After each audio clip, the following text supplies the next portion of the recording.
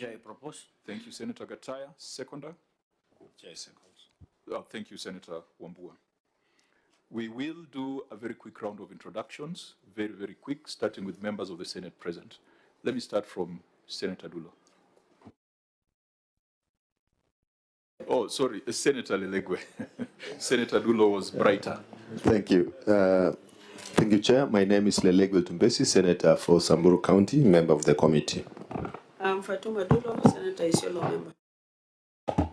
Senator Tabitha Kiroche, Nakuru County. Senator Jones Mwaruma, Senator representing Taita Taveta, Vice Chair to the committee. Senator Mwenda Gataya, Tharaka-Nithi, member of this committee. Good morning, Chair, colleagues, the Governor and your delegation. My name is Zeno Kwambua, Senator Kitui, a member of this committee. Thank you. Good morning, Chair, and the Governor and the team from Nakuru. My name is Edwin Sifuna. I'm the Senator of Nairobi, member of this committee. Welcome to Nairobi.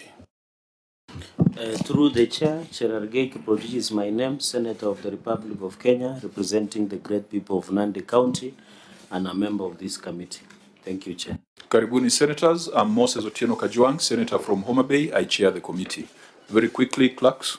Good morning, George Otieno, Committee Clerk. Good morning, Kibet Kevin, Committee Clerk. Boss Osman Hira, Research Officer.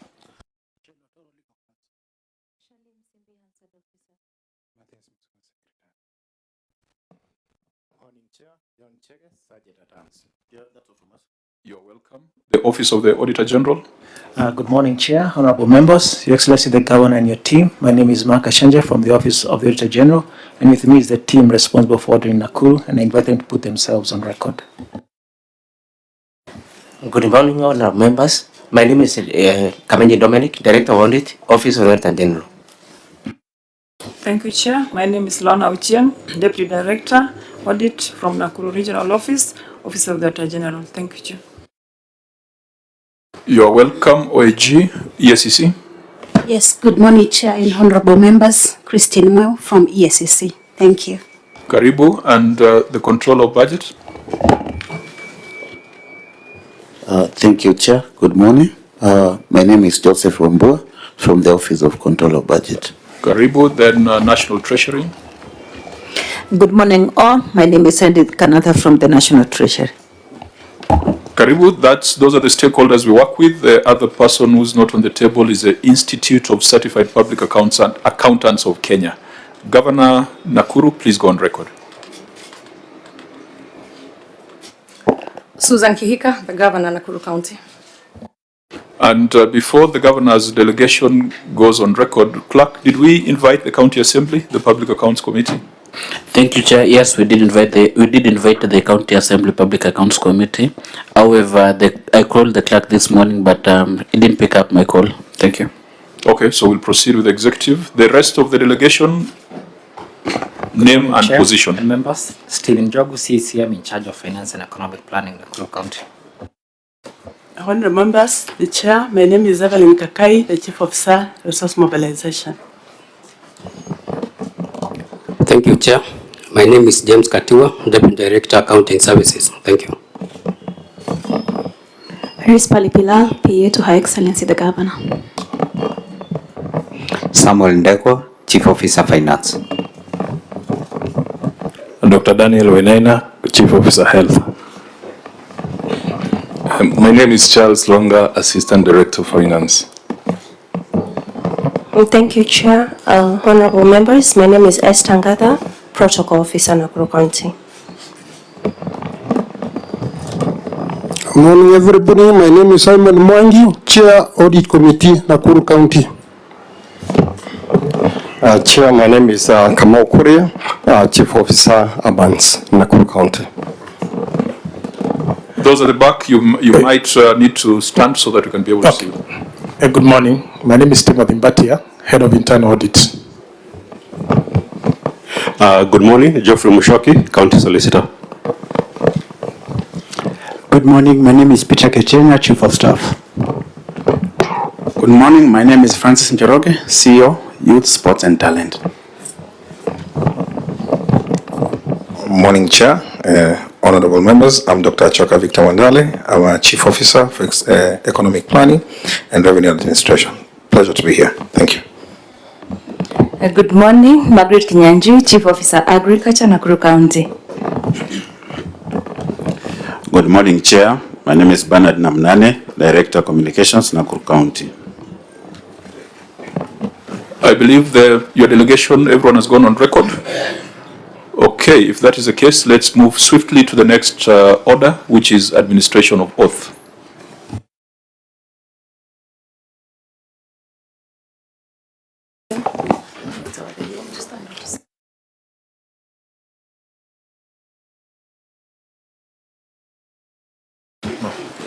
Okay.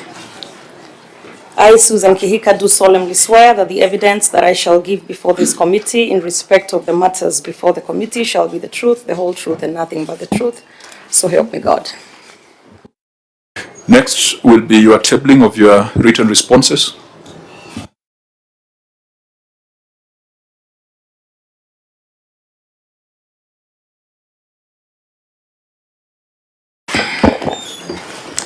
Thank you, Chair. Mr. Chairman, sir, I hereby table the following documents before the committee: management responses and accompanying annexures on the report of the Auditor General on the County Executive for the year 2024-2025, management responses and accompanying annexures on the report of the Auditor General on the receiver of revenue statements for the County Executive of the financial year or for the financial year 2024-2025, and management responses and accompanying annexures on the report of the Auditor General on the County Revenue Fund for the County Executive for the financial year 2024-2025. Auditor General, are we ready to proceed?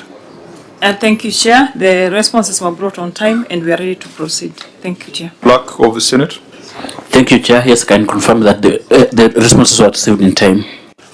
Okay, if that is the case, honorable members, we may proceed, but we first need to establish a few preliminary matters. The Senate made a resolution on the 31st of March 2026 to adopt the report of the Auditor General on Nakuru County as is, because the executive failed to appear before this committee.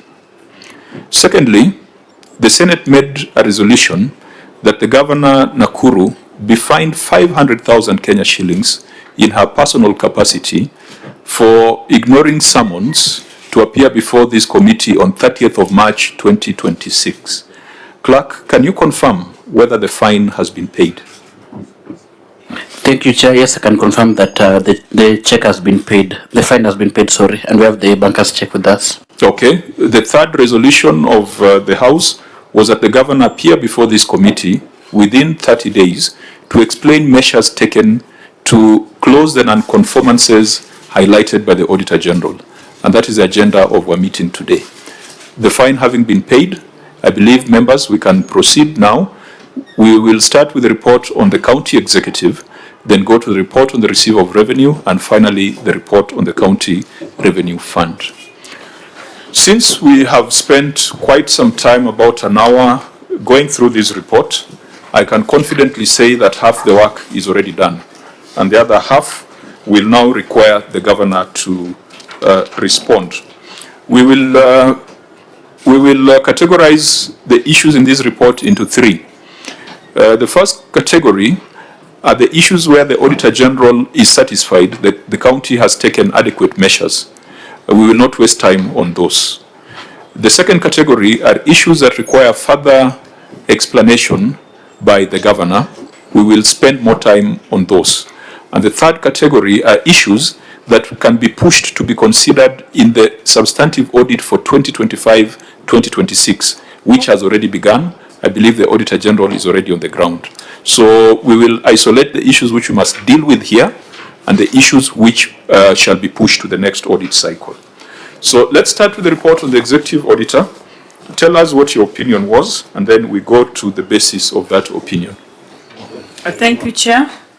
For the year 2024-2025, Nakuru Executive Office got qualified opinion, and it had issues, 34 issues. 9 of the issues were on financials, and 2 on emphasis of matter. Other matters which relates to prior year issues was 1. Under lawfulness, we had 20 issues, and under internal controls, we had 2, a total of 34 issues. I think just to correct you that prior year issues were 41, not 1. I've mentioned the number. We categorize at 1 issue. No, but when you go to the breakdown, it's 41, so it could be misleading to say it was one issue. Noted, thank you. Yeah, fine. So let's start with your basis for qualified opinion. You had inaccuracies in the financial statements, and we are not going to waste too much time. If financial statements are inaccurate, then the preparers of those financial statements have no business being in office, if that is the case. So tell us whether, in your view, the financial statements are still inaccurate on account of the 2 issues that you highlighted there. Thank you, Chair. As per the verifications and the reconciliations that were brought, the financial statement is now accurate. So the irregular transfer to other government agencies, that has been addressed? Thank you, Chair. This one, the reconciliations were brought and they are adequately addressed. And supported adjustments balance? These adjustments were based on the adoption of the accrual, and in our cash basis transactions, we used to admit purchase of things like seedlings to the farmers as acquisition of assets, and because we are adopting the accrual basis, those things cannot be categorized as assets to the county, so they have to be adjusted accordingly and removed from the assets register.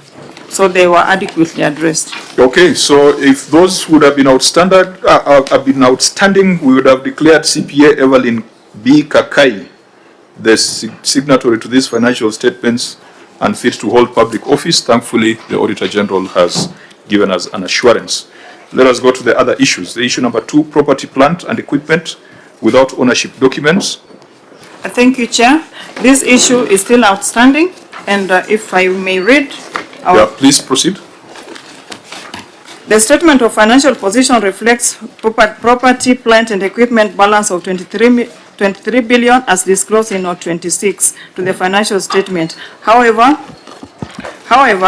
review of the property, plant, equipment records revealed that there were 218 motor vehicles which did not have logbooks and 878 parcels of land without title deeds or allotment letters. No explanation was provided for the absence of ownership documents for motor vehicle and the parcels of land.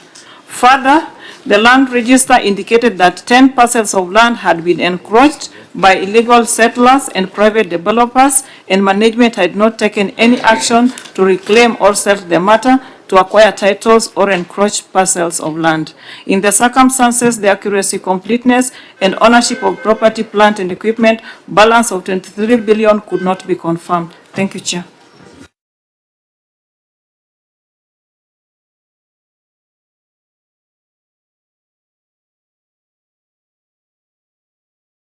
Governor, as is the standard practice, the Auditor General has read out her finding. You will respond by, first of all, reading what you tabled, and any explanations can be done later. Proceed. Thank you, Honorable Chair. 218 motor vehicles, all part of the 798. Oh, I'm sorry. Honorable Chair, the 218 motor vehicles form part of the 798 total county fleet of both. Sorry, Governor. Sorry. Just for us to be able to follow, honorable members, are we all on the same page? So that's page 219. So sorry, yeah, in future I'll say the page. That's page 219. Page 219. Yes. Okay.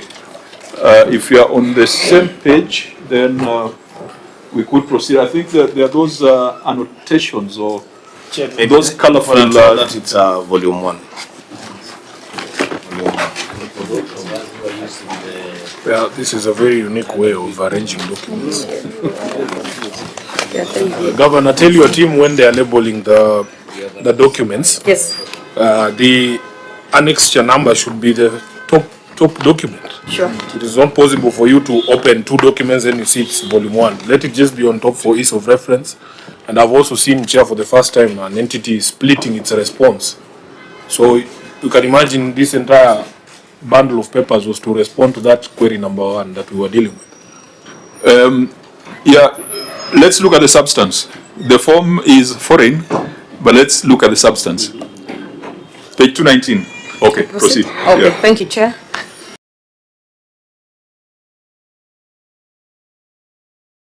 Honorable Chair, the 218 motor vehicles form part of the 798 total county fleet of both motor vehicles and motorcycles.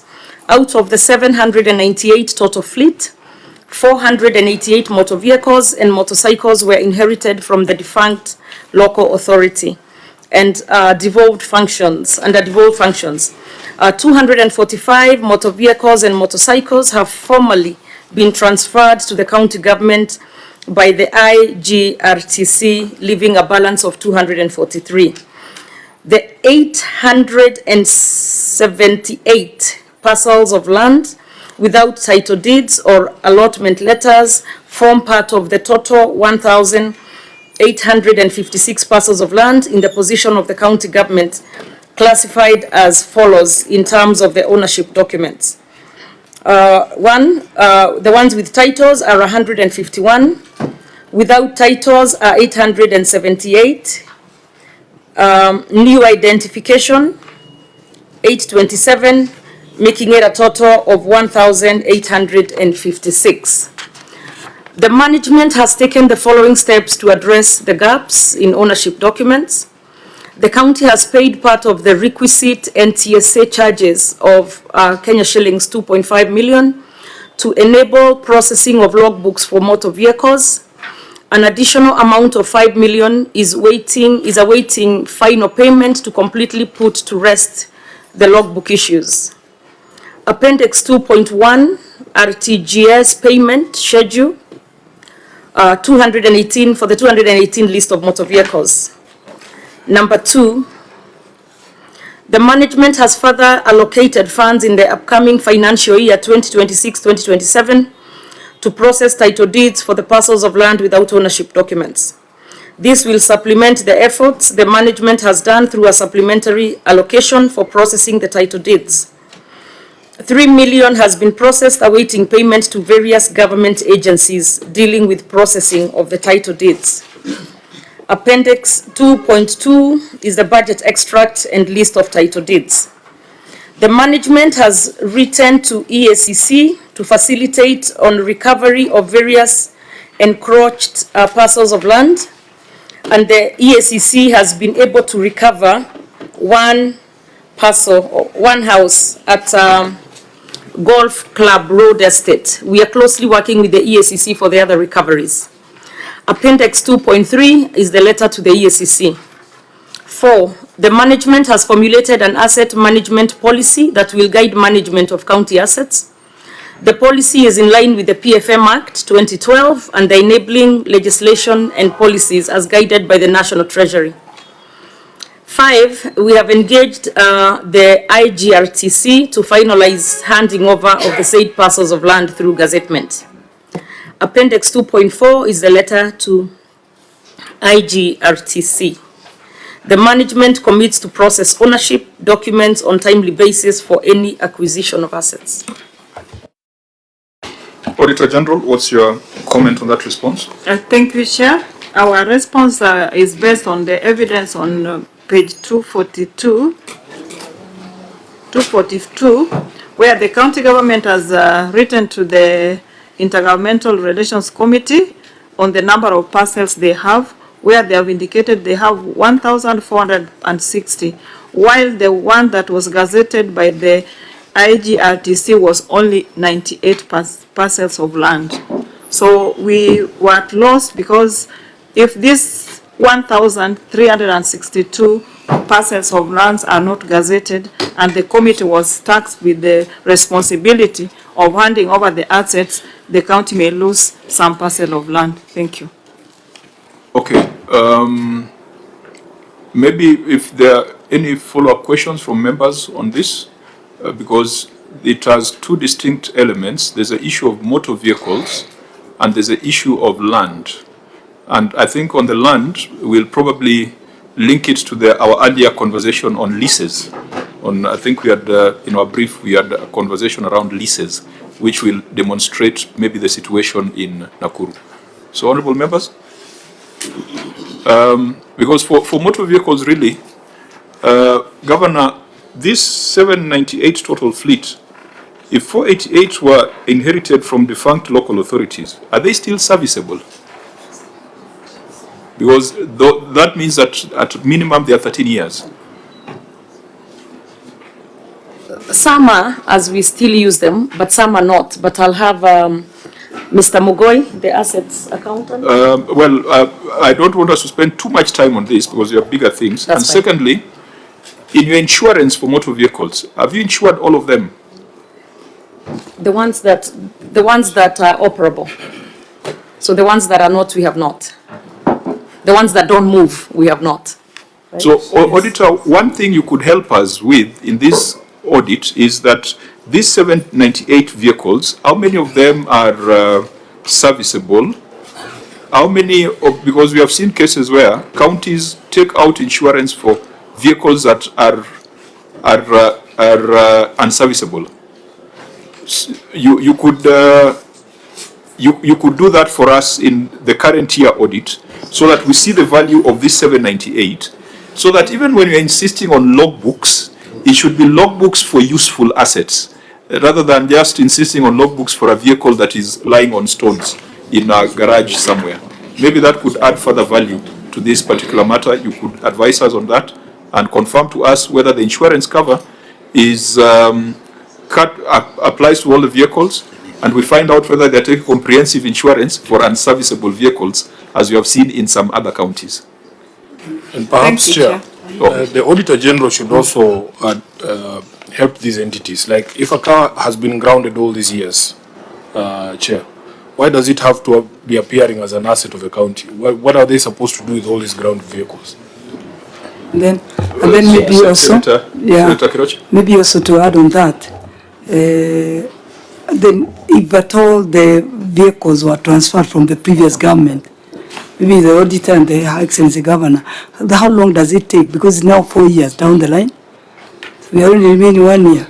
So I think that should also be clear. How long does one take to transfer assets from the previous government to the current government? Okay. Senator Chirake, Governor, just take note of the question. Out of curiosity to the Governor, I've seen these annexure 2 to 3. A number of vehicles are grounded, others are operational, others are burnt. Yadu wamechoma, and then others, there is no Governor indication. You have said you have assets person here. There is no indication whether is burned, is it operational, is grounded, and all of them are no. So this Governor that has no indication whether operational or not, what is their status? And then finally, since you run assets register for the assets and plant machinery of the county, finally, what is the process? I think the Public Procurement and Disposal Act allows you to dispose a number of these assets which are grounded. Either you auction them, you sell them, then you can be able to acquire more, because the net effect, if these are not operational due to the charge, most are grounded, you will end up leasing, which means you lease will be expensive in terms of running cost of accounting. So what is the disposal mechanism, Governor, that you have put in place to ensure that they are grounded, they can be disposed of, so that you are able to get value for money and also get other vehicles to operate? So Chair, that is what I wanted that my 3 concerns. Okay, Senator Wambua. 2 issues, Chair. One is just for neatness, Governor. Perhaps maybe I don't know that it's captured somewhere, but when you talk about 245 vehicles and motorcycles, I saw another reference, 488 vehicles and motorcycles. Perhaps it would have been better if you would have told us which number is motor vehicles and which one is motorcycles. The other concern is related to what my colleagues have raised. On the issue of the grounded vehicles, whether they are, motorcycles and motor vehicles, are they considered your assets? Because the only document for ownership of a motor vehicle, motorcycle, is a logbook. Are they considered your assets? And lastly, I would be happy to benefit from you, Governor. There are some areas, and the chair made reference to it, where grounded motor vehicles and motorcycles, people are taking out insurance policies for them. Even they are also drawing fuel for years. Why can't these vehicles be disposed? What's the challenge? I thank you, Chair. Okay, Governor, we have focused more on the motor vehicle question. I think we'll come back to the land question. Or Senator Muruma, you wanted to so that the land question, because we've indicated from the query that the land register indicated 10 parcels of land had been encroached by illegal settlers and private developers. You are using ESCC to recover the land, and you are indicating that one parcel of land has been recovered. What is the status of the 9? Do you think there is hope to recover the land? Okay, Governor. Thank you, Chair. Real quick, not necessarily in the order asked, but I think Senator Wambua has asked if we could break it down. From the 488, the motor vehicles are 350 and the motorcycles are 138. But I also want to confirm to Senator Wambua that as Nakuru County, we do not insure the grounded vehicles or grounded motorcycles, and would definitely not fuel them. But thank you for the concern.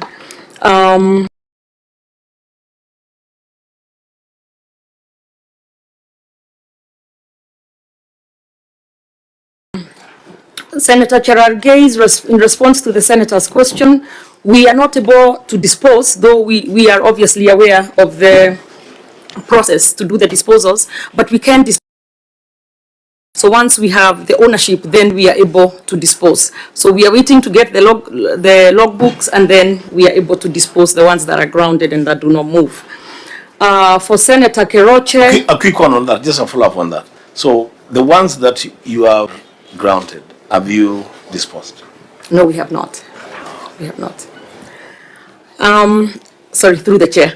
On Senator Keroche's question on the 4 years to transfer from the previous government, we are actually talking about transferring from the former defunct, that's what, 13 years now, about 13 years. So it's not from 4 years. It's not from the previous administration. It's actually from before devolution. But we are in the process, and we had to wait for, we are in the process, and we shall get them completed soon, Chair. Now, Auditor, I think there was a question on why we are keeping them in the assets register despite them being old and unserviceable. I believe with accrual, we are now doing depreciation of assets. So it means that progressively we'll write them down to a point where whichever residual value they would be. Okay. Senator Lelegwe? Chair, when I refer to Annexure 2.1, the RTGS, that payment for the schedule for the 218 motor vehicles, when I go to that schedule, there are several vehicles that do not indicate the status and the location or the operational status of that vehicle or the location of that vehicle, but it is in the list that have been submitted for payment for logbook. So how do you submit a vehicle that you don't know the location and you don't know the status? Just go to that list, you will see some.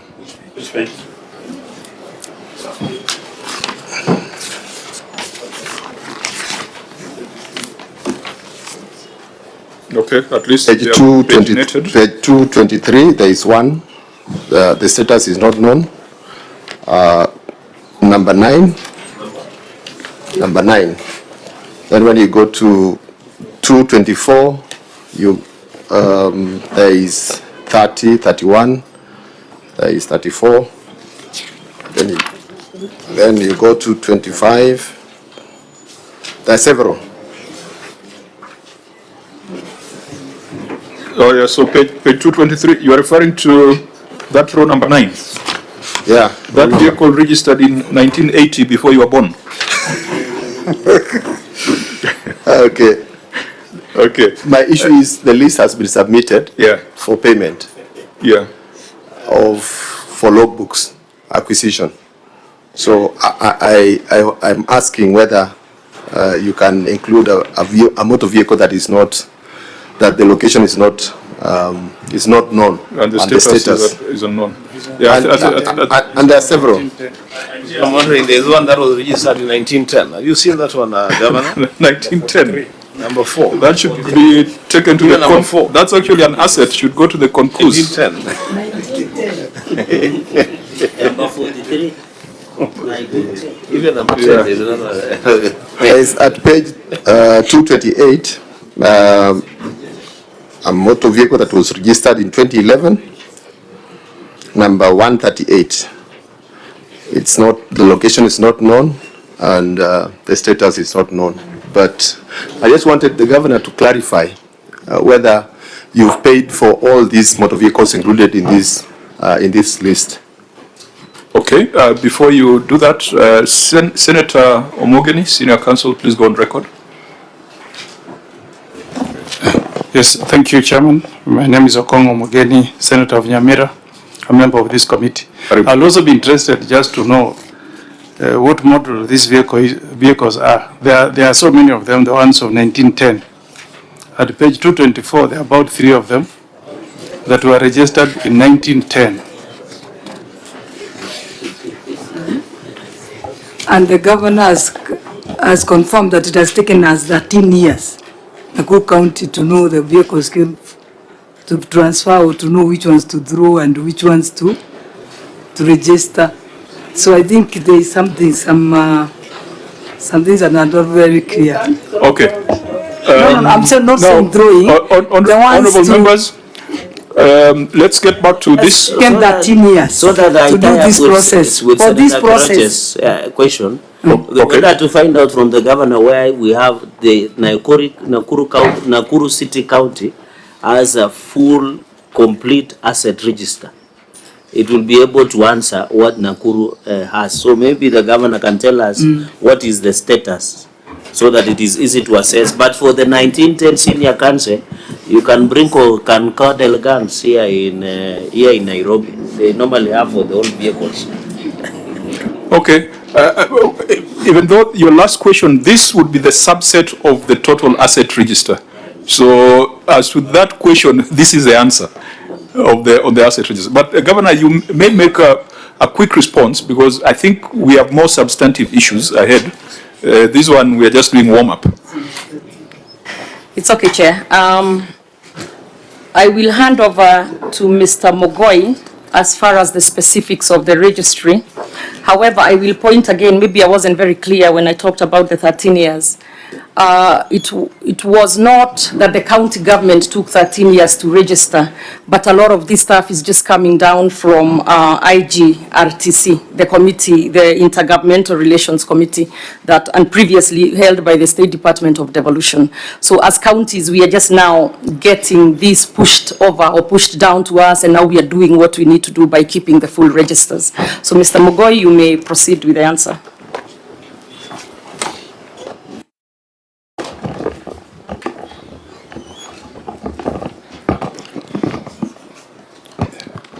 Thank you, Chair.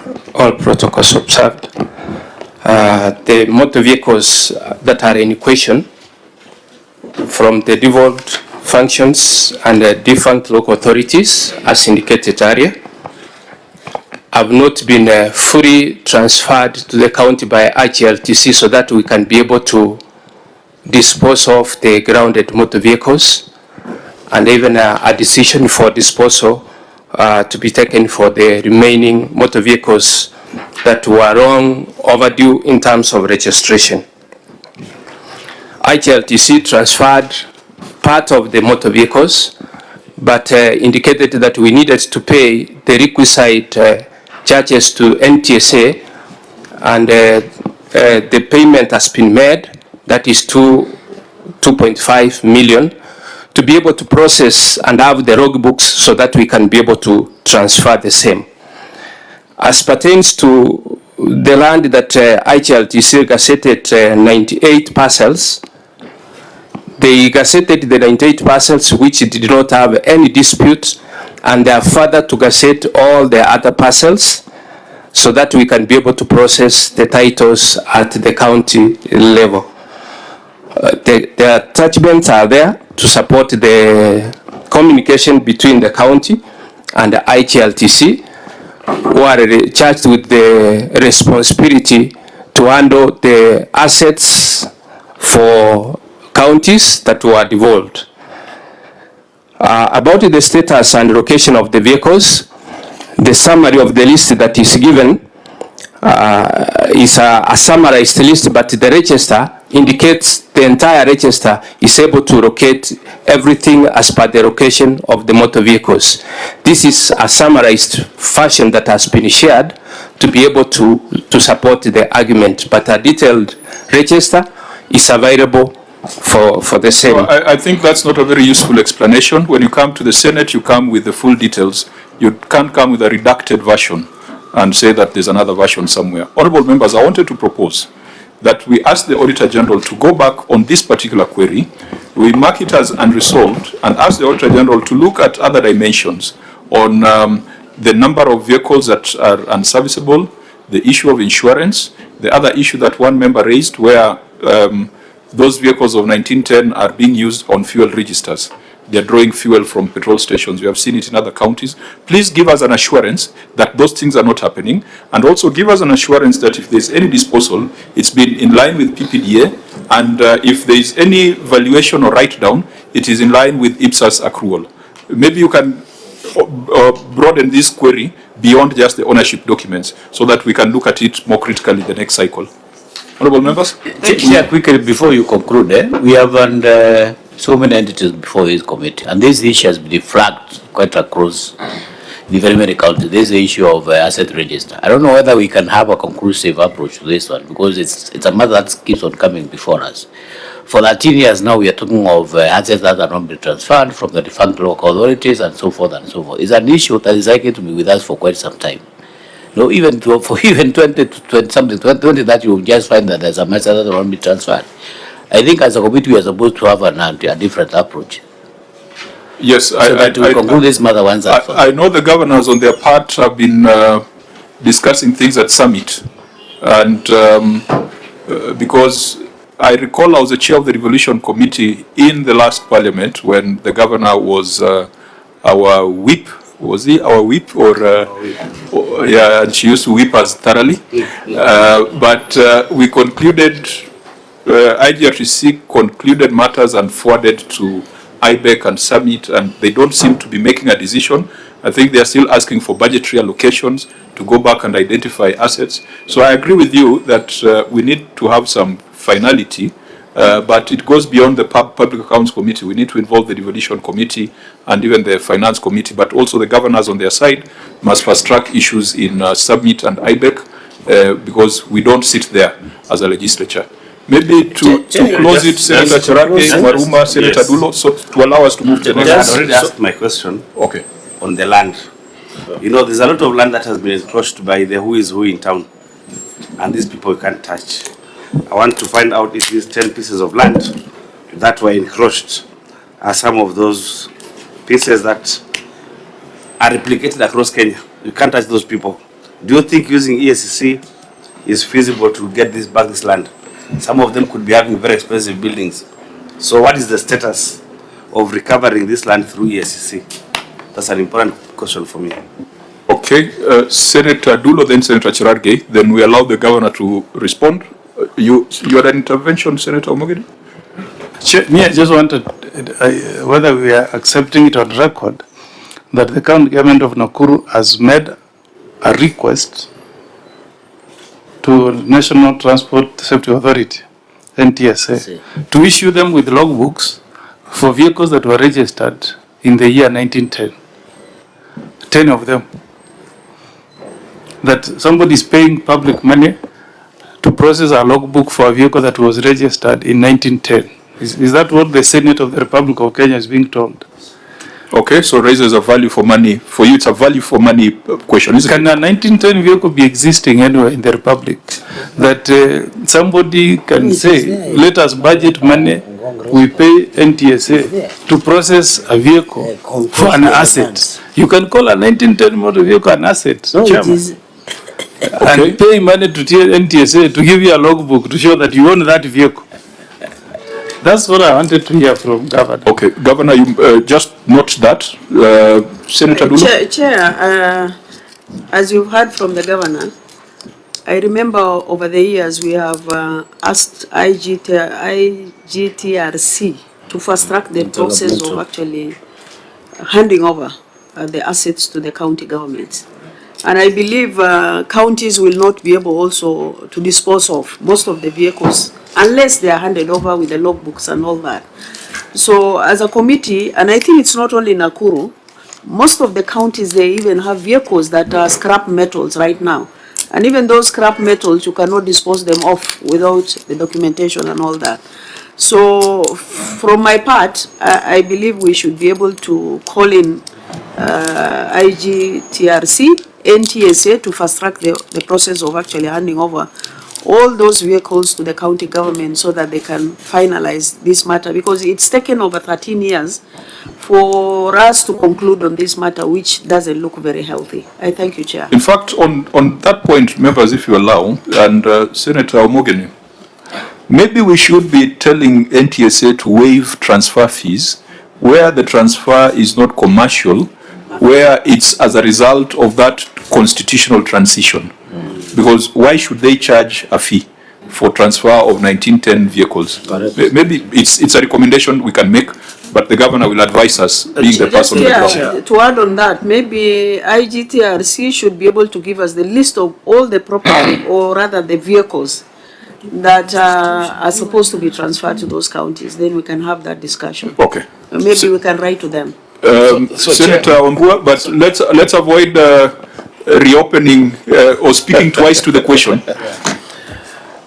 Chair, we will only speak twice if there is need, and I'm not speaking twice on this, but I'm just wondering what she's saying and what you've just said about the transfer of the logbooks to county entities and the inability or the unwillingness of county governments to dispose grounded motor vehicles. The question that we should be asking ourselves is, there are vehicles belonging to county governments which are owned with logbooks. They have the logbooks, they own the vehicles, they are grounded. Have they disposed of those vehicles? So that the non-disposal of the county vehicles should not entirely be blamed on lack of transfer of logbooks to county governments. It's something that we've engaged on very, very many times here. Why do we have so many vehicles lying in yards, some in garages? They will never be rehabilitated. The ones that they have, their logbooks, have they disposed of those vehicles? Okay, yeah, I think that's a very important clarification. I don't know whether you can direct the OAG on these annexed on motor vehicles, because they are burnt vehicles, they are grounded, they are also operational, but without legal ownership. Can you direct, because I can see some, the locations are not known, the status are not known. So is there a possibility of you ordering that in this, to the OAG, in this year under review, to follow up on status?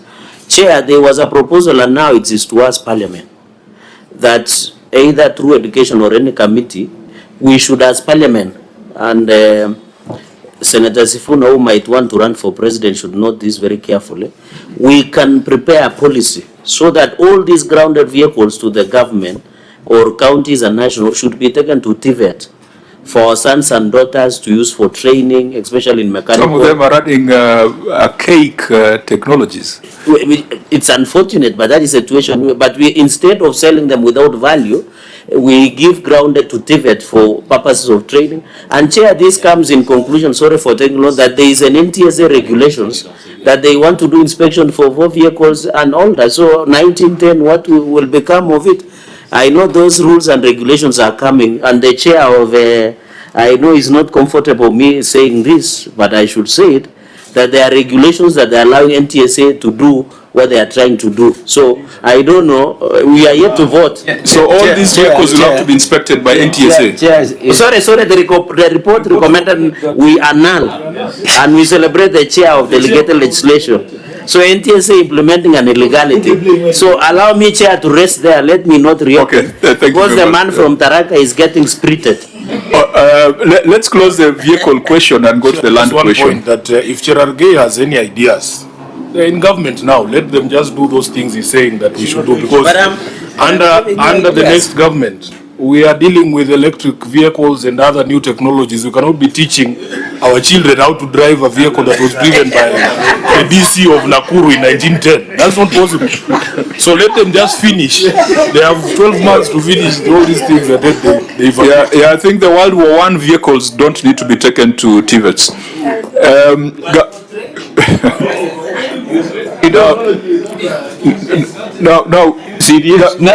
Governor, I think make your response brief, because really we are not talking of loss of funds here. We're just talking about prudence in management of resources. Thank you, Chair, and thank you, members. And I like that spirited debate, because actually here we have an issue. One, without the logbooks, even if it's from 1902, we cannot dispose. I mean, we just cannot. We would run, we'll be in trouble.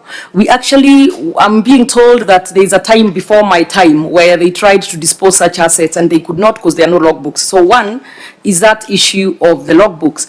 Two, for us, we have made a prudent decision based on finances that for the vehicles we have paid to have NTSA get us logbooks. Those are only the serviceable vehicles, not those that are sitting on stones. But I think, Chair, you have just cracked it. If we could get NTSA to give us waivers on the transfer for those that don't move, maybe at nominal value, then we would be able to dispose of those vehicles, and even if it's 1,000 here, 1,000 there, maybe be able to buy a new vehicle. So that has been a problem. We can't dispose because we don't have the logbooks, and we also cannot go get logbooks for vehicles that are actually not serviceable at all. On the land issue, so that was that on the vehicles. And on the land issue, as we said, we have 10 that we have involved the EACC. Thankfully, one has been returned. The other 9, the investigations are still ongoing.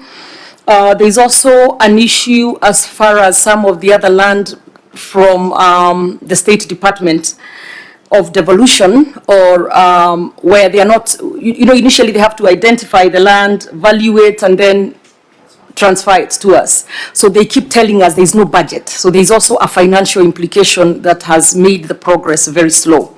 So those are some of the issues as counties we are facing, but I also agree with you, and I think Senator Dulo said it very well. If you could have the GRTC people before the Senate, perhaps they can help hasten or kick the ball further down the road, because they really hold the key to unlocking a lot of this. And when they are slow, we are also grounded. Thank you, Chair. Okay, Mark, so then we maneuver to the land question, because there's a substantive matter there that will bring up the land issue. Okay, thank you, Chair. I just want to bring to the attention of the committee that when it comes to the transfer of assets, they are broadly categorized into 2. There's the assets held by the defunct local authorities and the assets of the devolved functions. When it comes to assets of the defunct local authorities, there's a Gazette Notice number 2701 of 24th March 2017, which transferred all those assets of the defunct local authorities to the counties as is where is basis. That was done. What is still pending, Chair, is a transfer of national government assets now of the devolved functions like agriculture and health, which were held by the central government then. So, Chair, that's, I think, where we are on that. So on the issue of the motor vehicles, Auditor, keep it in view, broaden it out so that we can establish whether there is misapplication of public funds. Now, coming back to the land question, let's just, so that we base everything on the report that is before us, let us go to the audit finding on closure of Nakuru War Memorial Hospital, because therein there is a matter relating to leases. Perhaps that will now help us to understand the issue of land ownership and transfer in Nakuru. So, Auditor General, it's in the audit certificate is under emphasis of matter, closure of Nakuru War Memorial Hospital. Thank you, Chair. The report is on emphasis of matter number 2, closure of Nakuru War Memorial Hospital.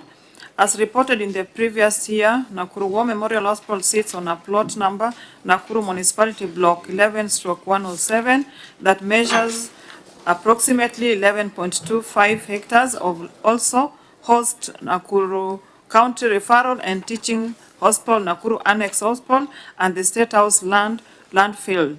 The land was leased to War Memorial for 99 years from 1st May 1922. However, the facility, which is a level 4 hospital, has remained closed and idle since the expiry of the lease due to ownership wrangles between county government and Nakuru War Memorial Hospital management that is subject to court case which is ongoing. The hospital has various installations, equipment, buildings, and other assets which are worth millions of shillings, which the national government and county government have invested in over the years. These assets risk obsolete, unserviceable, or being lost or misappropriated due to many years of being idle. In the circumstances, the value for money on the funds also invested in the hospital cannot be achieved, and the residents of Nakuru County and its environments are being denied the intended benefits of the hospitals. Thank you, Chair. Governor, your response? Honorable Chair, the matter is still active in court. Sorry, Appendix 2.1, the case number Nakuru E077 of 2024. Sorry. I think it would be useful, Governor, for you to read what is there on the fourth, that column before the column that you've read out. Management responses at 5th February 2026, and maybe it's just confirm the page number. Sorry, page 366. I'm sorry. Okay, just read your first management response and then the steps taken, so that we Sure. get the totality. Sorry, Chair. Okay. Honorable Chair, there is an active court case involving the county government of Nakuru and the War Memorial Hospital. There is a court order number E077 of 2024 by the Court of Appeal directing the reopening of the hospital, and a joint committee was formed with representation from the county government and the defendants. The joint committee has since been established as per the court order, and deliberations are ongoing. Appendix 2.1 is the court order, and Appendix 2.2 are the appointments. So, Governor, wouldn't it be useful for you to tell us this joint committee, as directed by the court, which you are saying has been formed with representation from the county government and the defendants, what is it supposed to achieve?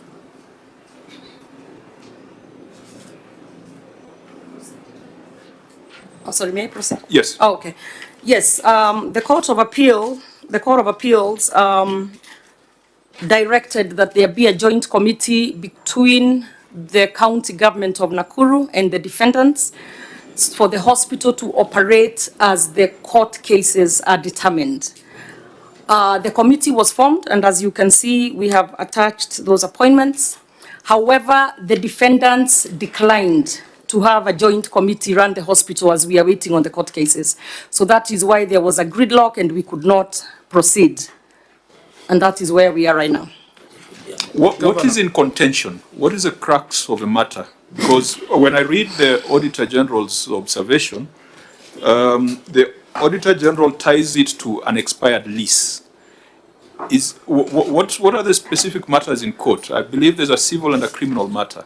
Yes, Chair, as we said, it's an active case, so I can't go into too much detail. However, I will say that there is no lease on that. What they did, they went in, the defendants who have a criminal case that's also active, and forged or fraudulently came up with a lease and then wanted to continue operating with a fraudulent lease. But it is our position that there is no lease and you cannot just forge one and continue operating. They never went to the NLC. We actually went before the committee of the Senate, the Health Committee of the Senate, and that came out. But I believe that soon the issue will be resolved as the court cases have come to an end. They are at the tail end right now. So beyond the legal lease, to a woman who is expectant and needs to deliver and is at the doorstep of War Memorial Hospital, they'll be told there is a matter in court, so you can deliver in the bush? Or what's the situation on the ground? Chair, I'm sure you are aware that there are other hospitals in Nakuru County. As a responsible... I'm talking about that woman who perhaps lives just next to it. Annex Hospital and PGH are next door to it. They share a wall, actually. Yeah. So as a responsible governor who has to take care or is charged with taking care of the public land, I would not feel comfortable just allowing them to continue on fraudulent grounds, which actually they are in court on criminal cases, and just continue because on the flip side, we will say, where will this woman go to? This woman has other options. And because they were leasing it, previously it was a lease from the national government for the 99 years, and the 99 years elapsed. So if you don't have another lease, then go lease another property and continue with the hospital. But okay, you cannot just take public land and continue with it as though there is no crime that has been committed.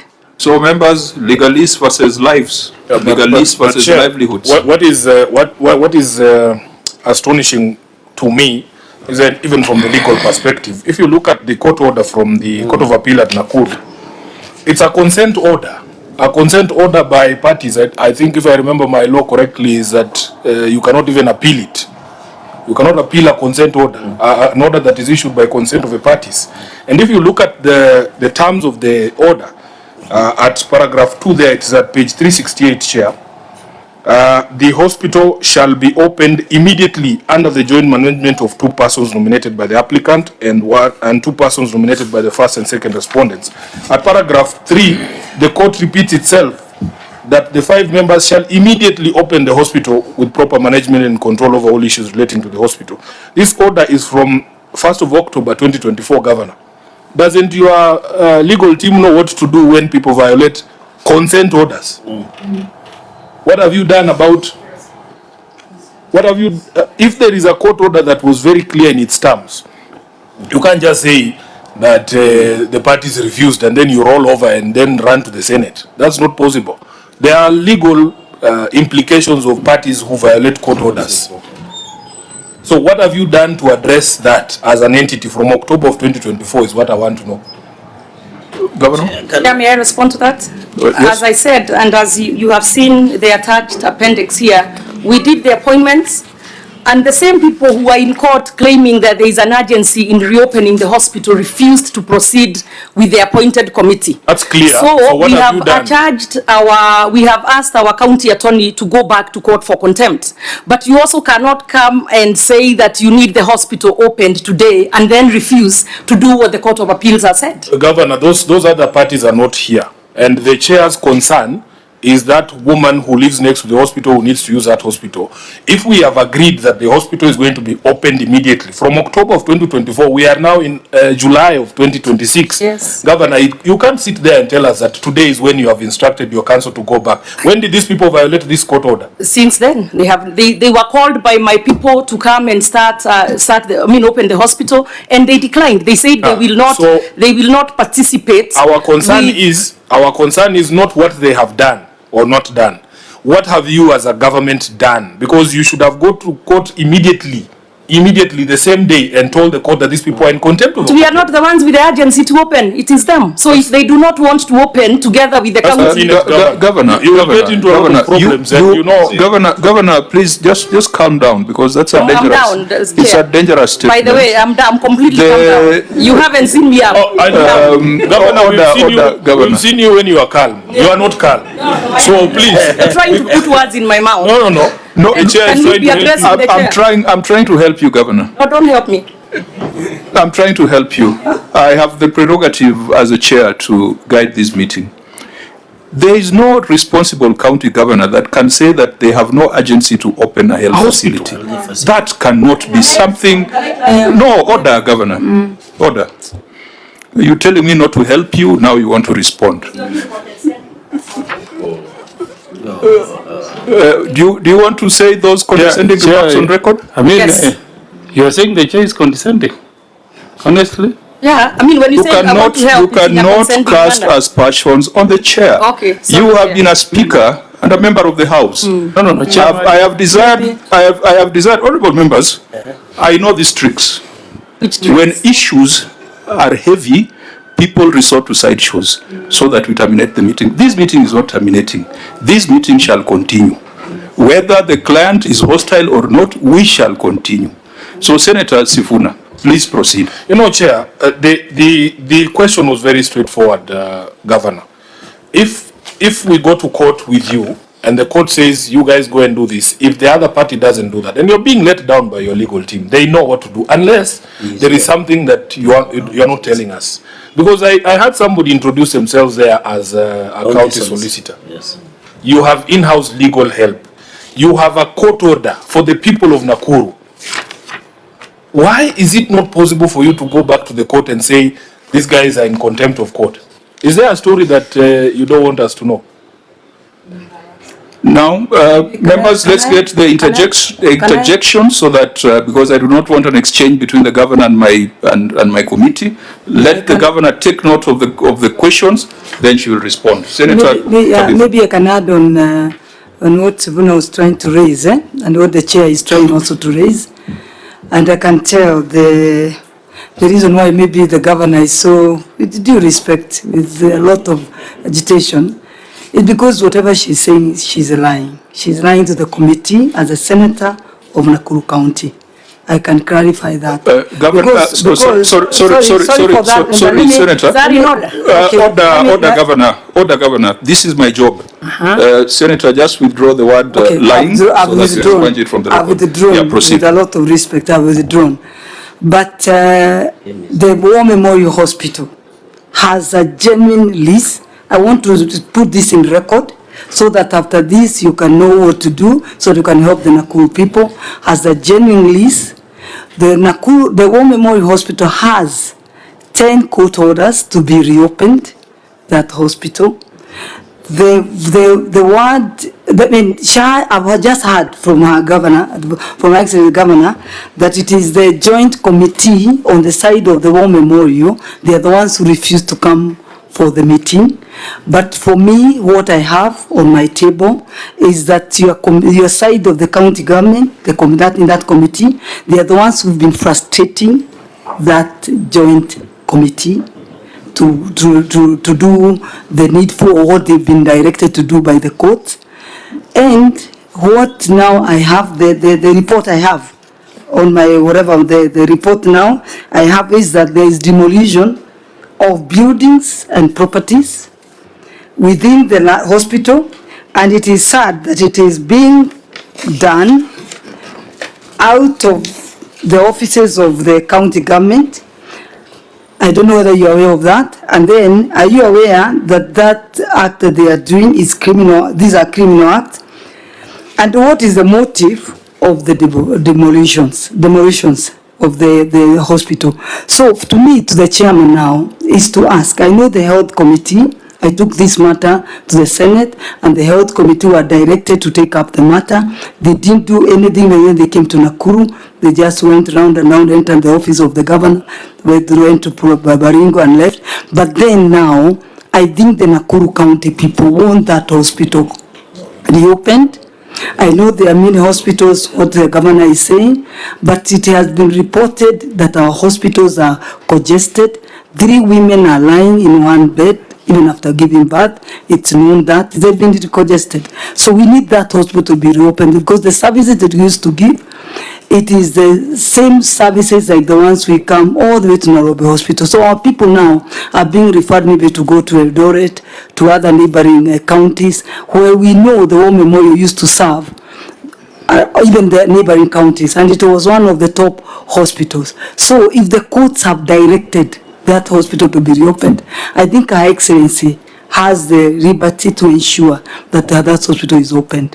And being the lawyer, it's better than me. Me, I'm not a lawyer. Me, I'm just a business person. The way the control of budget is trying to show that there is a lot of things being wasted there, running out. There are machines in the hospital, and they are all running out now. So, and it's about 2.5 years that that hospital has been closed. The courts have stocked.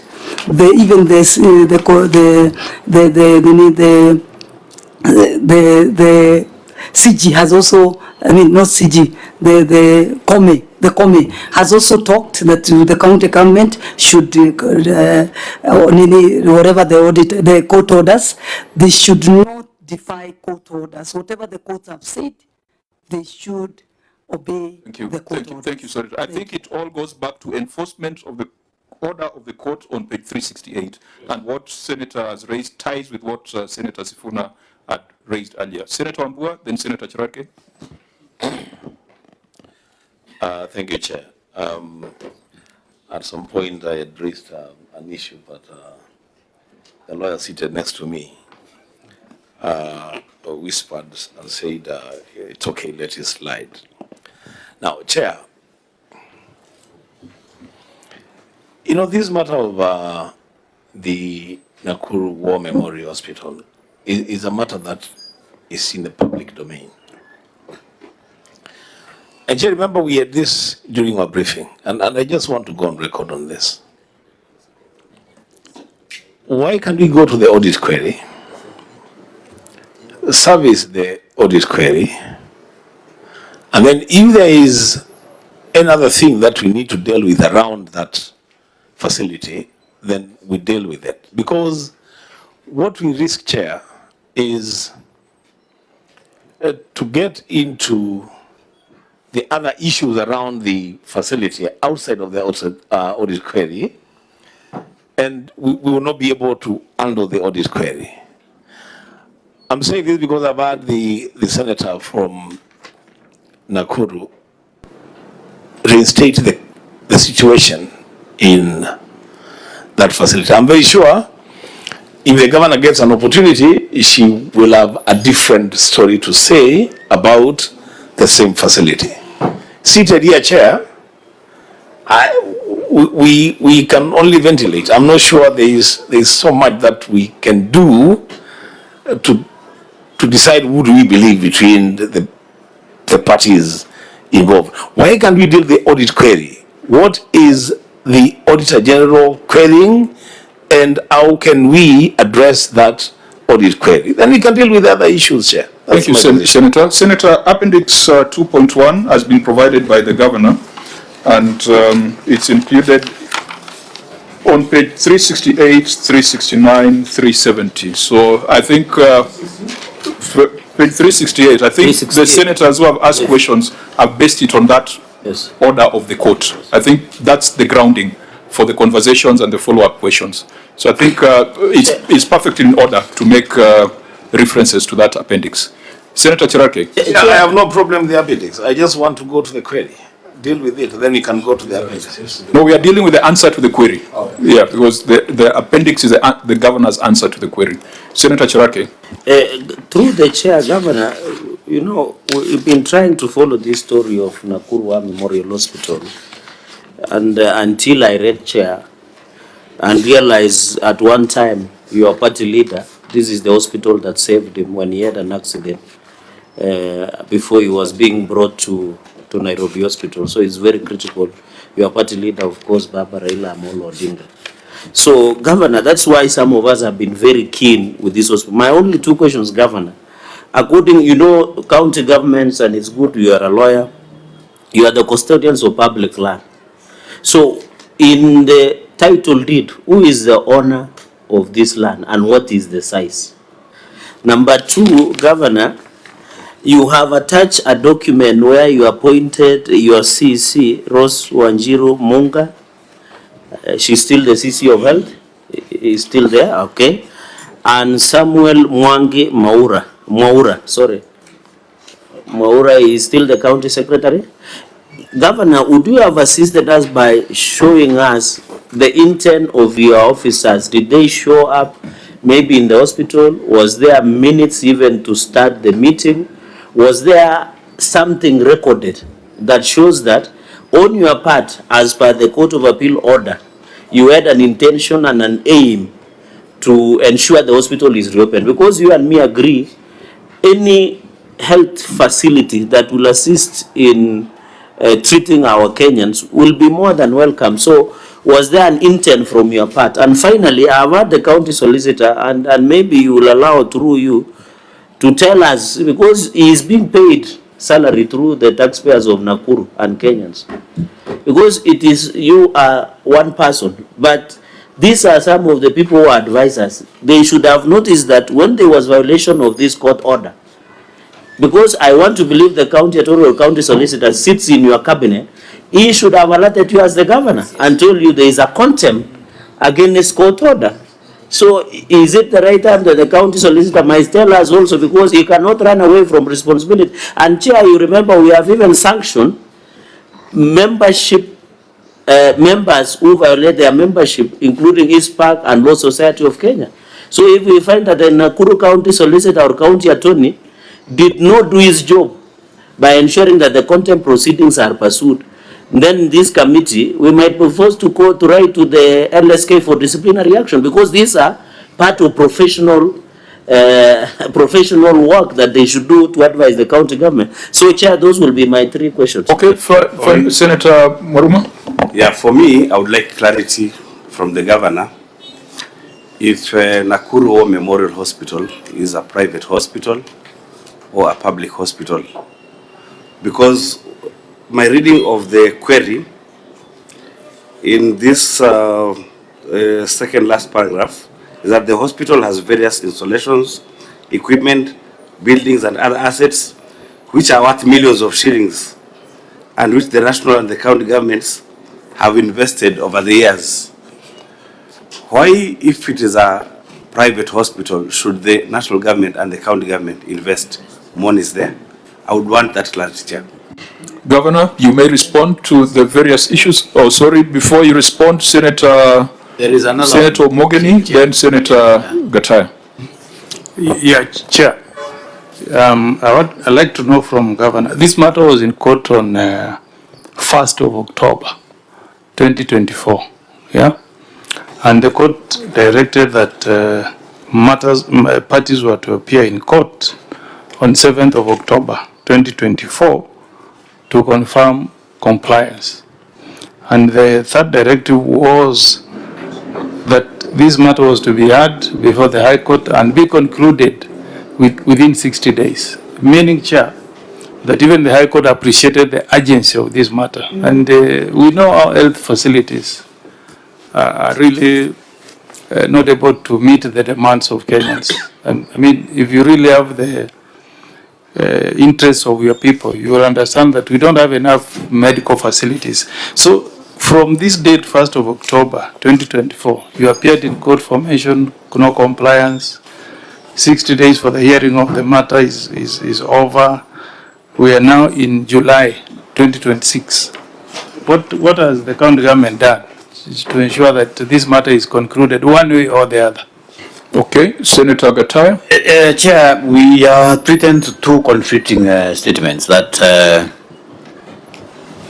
Memorial Hospital as a genuine release away from the one that expired of 99 years. Then we have another statement that tells us that that release was fraudulently acquired.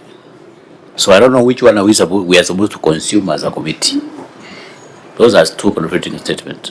Okay, if I were to give directions, we have already been informed that the criminal proceedings are on the validity of the lease. So to go into it will be sub judice. So we'll set that aside. It's a matter that is before the courts for determination. Senator Adulo? Chair, we are really taking a lot of time on this matter. And the concerns raised by the Auditor General is on the value of the land, or value for money, which I believe genuinely, even if the land was allocated by national government then, right now it is owned by county government. It's important to pursue that matter to get a consideration on the property that is in hand. Number two, we have also to look at the service delivery, which is also critical.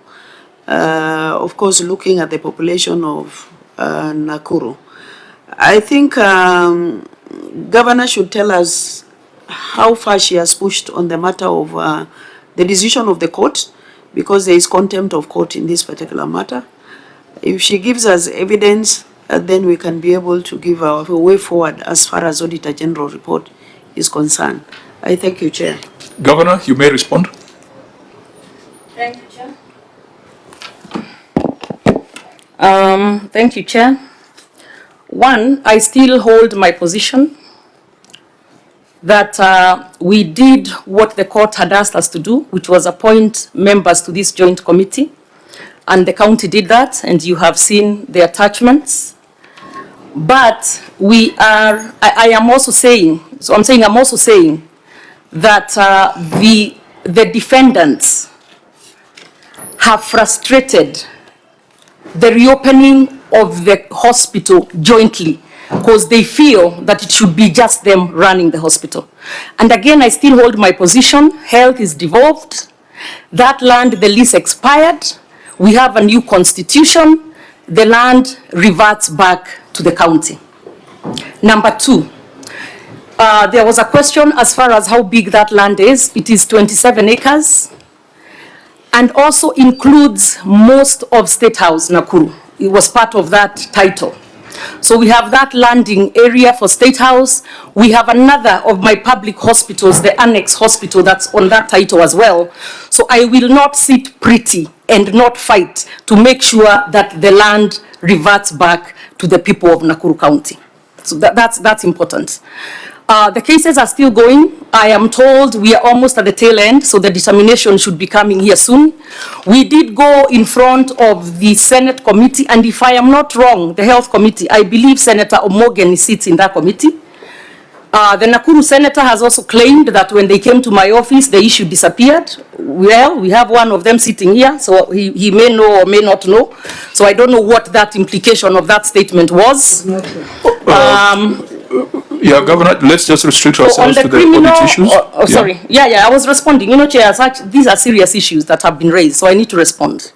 So as far as talking about 3 women lying in the same bed, it is not true. But sometimes we like to throw things out there, because especially health, some people feel that it's more emotive. So if we come up with imaginations, then maybe it's going to stick. So at the end of the day, I am just disappointed, and I will say it, that the senator of Nakuru is holding brief for criminals in a criminal case. Order, Governor. Governor, order. You cannot make those kind of allegations on a senator sitting in the Senate. You know the rules. You've been the Speaker of the House. Can you withdraw those comments, Governor, that the senator of Nakuru is holding brief for criminals? That cannot be accepted. But luckily she's here. She can say yes or no. Order. I am the chair. Order. My duty is to enforce order. Governor, you will withdraw those comments that the senator of Nakuru is holding brief for criminals. When she called you a liar, I told her to withdraw. Please follow suit and withdraw so that we can proceed. Okay, she's holding brief for the defendants. Is that better? Governor, please just withdraw. I didn't ask you to paraphrase. I asked you to withdraw so that we can proceed. This is a house of order. Okay. I will not accept any member here or even you, Governor, being accused of illegalities. I will defend and protect you. I will defend and protect my senators. Please go on But record. if I can substantiate. Please go. You want to substantiate? By her own statements. She's holding brief for that instead of for the public land. So it is your view that you want us to spend this session on substantiation of your allegations? We can. It is not a useful application of the time of the You say it's not Senate. useful, but I was ready. Because you also said I'm saying that so we can close down the meeting. I can be here until 6 substantiating. But it's okay, I will withdraw. Fine. Now you can proceed. For criminals, I will withdraw. Now you can proceed. Okay. So, Chair, maybe some of it may say, some senator may say I'm agitated or that we are bringing sideshows. It is not sideshows. It is just I feel very strongly that as a governor of Nakuru County, it is my duty to make sure that public land is not fraudulently taken by people and then come back and say because it's a hospital we must let them continue. So yes, we have our county attorney has been instructed. The rules of sub judice in the standing orders bar us from discussing matters that are substantively before the court. Yes. The issue of ownership, the issue of legality of leases is part of the criminal proceedings in court. Yes. Let us not discuss them. Let me guide you that come back to order number 7, order number 6 and number 7 in the order that you have attached. That was a question asked by Senator Omogeni. Yes. Let's address that. At least that is safe ground. And, that will not make us go sub judice. I agree, Chair. And in fact, at the beginning, if you recall, I had told you I actually should not be responding to this because it's sub judice. No. What is before us is not sub judice. The order of the court is not sub judice unless you confirm that order number 6, unless you tell us how order number 6 and 7 were implemented. That was a question that was raised by Senator Omogeni. But Chair, you can't also sit there and let some of these senators throw some allegations here regarding what I am not doing as far as health, and then when I respond, it's sub judice. Governor, I request you to address yourself to order number 6 and order number 7. Which is 6 and 7? Which one? And if it is to help to refresh that this particular order, mention of compliance was to be done on 7th of October 2024. Oh, okay, it's that one. Okay. And that the High Court was to determine the dispute within the next 60 days. Perhaps order number 6 is not yours. Just tell us how order number 7 was dealt with. Was there a mention of compliance? Yes, that's the one of the, with the attachments. So, Chair, that's the one we have responded and given you the attachments as I speak. And as a county, we have done what the court required us to do, which was form or participate in the formation of that joint committee. Our 2 members in the 5-member committee, who is the CEC for Health, she's still the CEC for Health, and the county secretary are still part of that membership. Now, as I stated, and I will just repeat it for the flow of this, that we have done our part, but the defendants feel that they cannot reopen the hospital jointly with the county, and they have been saying that they will go back to court for that. So, Chair, that is where we are. However, I have instructed a couple of weeks ago, my county attorney... Governor, have you read order number 7? Order number 7. So that we deal with that. I don't want us to stray. Okay. Yeah, I'm responding as far as the order by the High Court. Isn't that the one? Order number 7 required that mention of compliance be done on 7th of October. Oh, okay. Compliance with this order. Okay. That's what we are asking, because you have told us the stories about how the other party is not cooperating. So can you just tell us whether that order has been addressed or it's before the courts? So that if it's before the courts, we leave it as sub judice. I can quickly ask and we can return. I can come back to it. But I know we have gone to every hearing. There is no hearing that has been missed.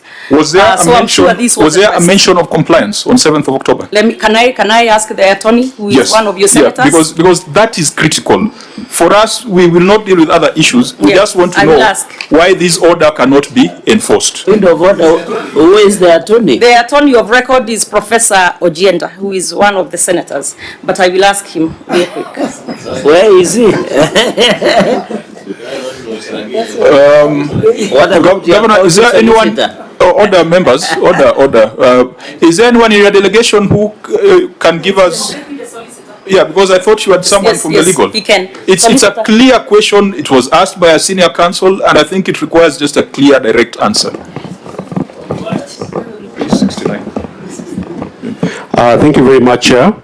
The matter, I can confirm that on that particular date, it didn't come up for compliance, but it's coming up on 22nd of this month for the ruling of the applications.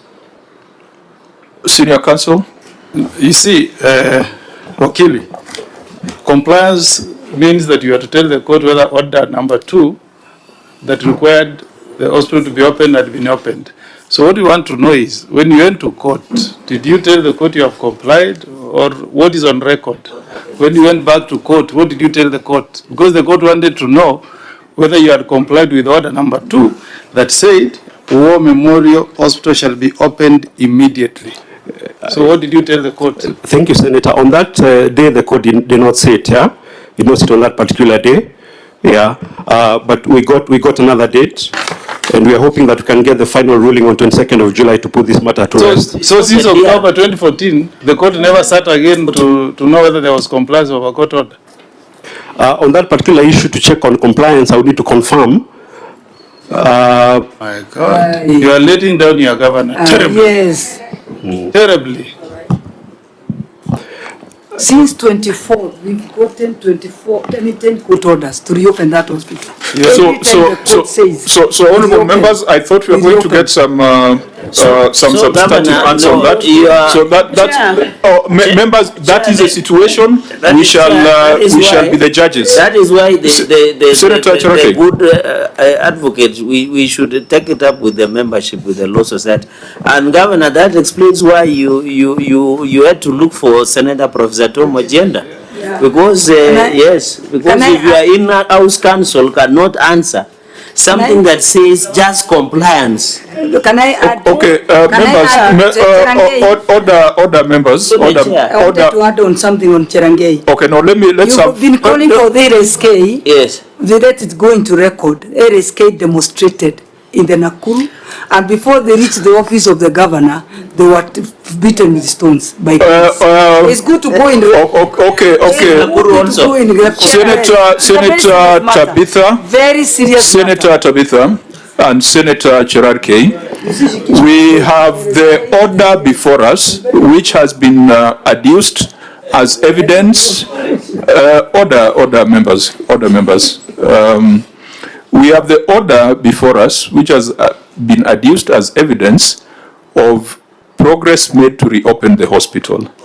It has been stated by the governor on under oath that the hospital is not yet open because of non-cooperation of the other partners, but we have also seen clearly in the order that there was supposed to be a mention of compliance, which was not done. We will then have to sit down and interrogate where the problem is. Is it in the judiciary that did not bring up the matter for mention? Is it the county that sees no sense of urgency, or is it the other party? We as judges on this matter, we do not have to pronounce ourselves, but we have all the facts before us. We have all the records before us. Let us restrict ourselves to the issue of value for money. Let us restrict ourselves to the issues of public interest, and let's allow the courts to deal with the issues of ownership of land. But I think from where we sit, it sounds unconscionable that you will have a hospital that is fully equipped, that is shut down as a result of legal disputes. That is not prudence. That is not the definition of prudence as per the Constitution and as per the PFM Act. So, members, we can leave it at that. Let the citizens of Nakuru be the judge on who is at fault on this. Senator Cherarkei. I thought the issue is about lease, but not ownership of the land. I thought that should come out. Members, we benefited from the earlier brief. The question of lease and ownership is an active matter in court. Okay. So we leave that for the courts to determine. I think the matter that we can address is value for money and prudence in application of public resources.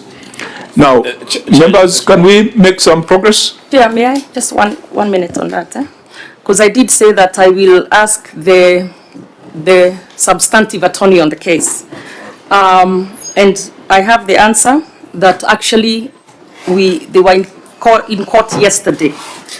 And we have closed our case.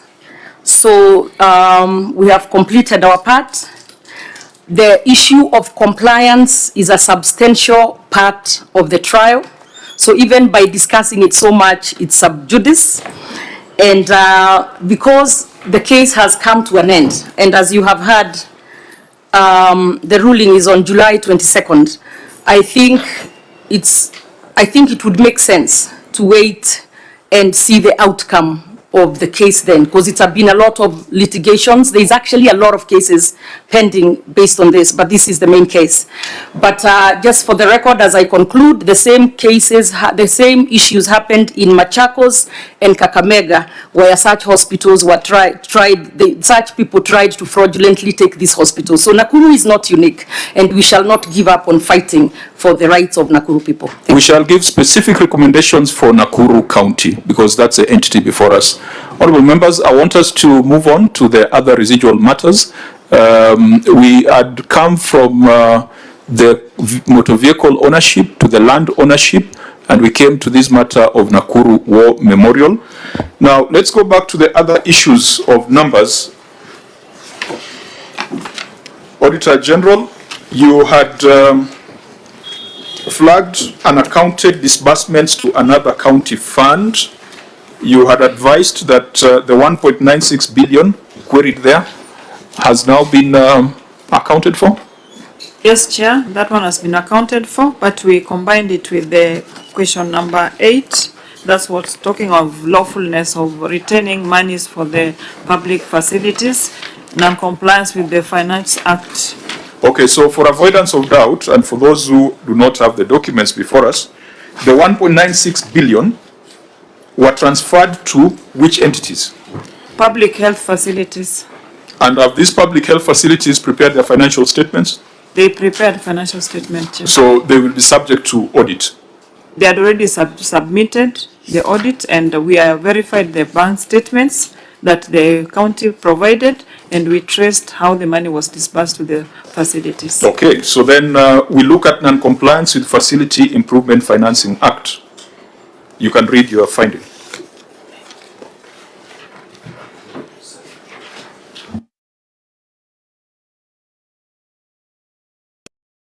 Thank you, Chair.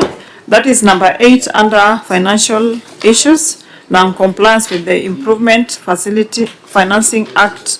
And I would go to paragraph 3, which reads, in addition, the Facility Improvement Financing FIF revenue were deposited into the general county revenue accounts instead of designated facility bank accounts. This was contrary to the provisions of Section 20, subsection 1 of the Facility Improvement Financing Act 2023, which requires that all revenues... Why didn't you want to start from the top? You went to the summary. Chair, we have just discussed that the transfers were supported. So maybe... No, just read the whole issue so that we put it in context. Okay, thank you. Sorry for that. Number 8 is on non-compliance with Facility Improvement Financing Act 2023. Review of county records for level 4 and 5 hospitals revealed that 16 facilities collected 1.79 billion and transferred a nil amount to the county revenue fund. Further available records indicate that the amount of 1.7 billion was disbursed to 16 hospitals from the Facility Improvement Fund collection account. However, the hospital financial statement reflected... Just for order, because we will transcribe from the answer, why does the OAG read the entire amount so that it's captured? Because she's just saying 1.7 billion. I thought it's good so that when we are transcribing, we capture them. Wait, you just read your finding as is. Okay, let me start again. Review of county revenue fund for level 4 and level 5 hospitals revealed that 16 facilities collected 1,797,785,103 and transferred nil amount to the county revenue fund. Further available records indicate that the amount of 1,797,785,103 was disbursed to 16 hospitals for the Facility Improvement Fund collection account. However, the hospital's financial statements reflected a total amount of 1.7 billion 726,123,564 as having received for the FIF account, resulting to unexplained and disbursed amount of 71,663,539.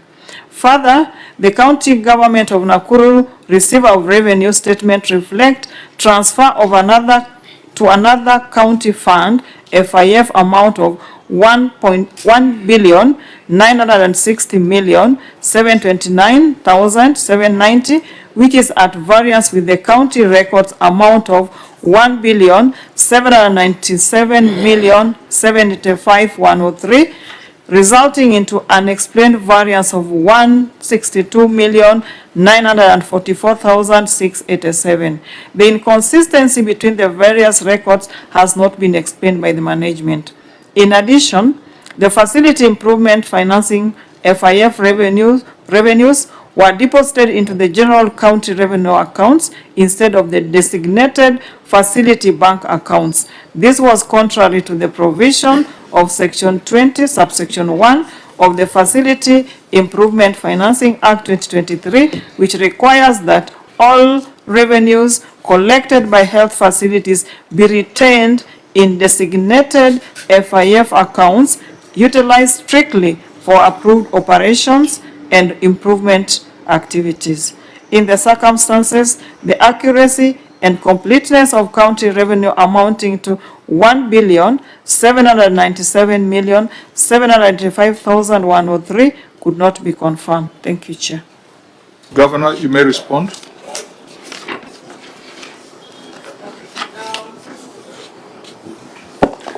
Honorable Chair, we submit that the amount of... Sorry, again, since we are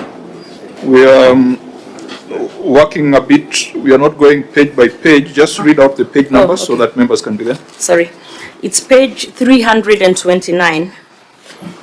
Honorable Chair, I'll let them find it.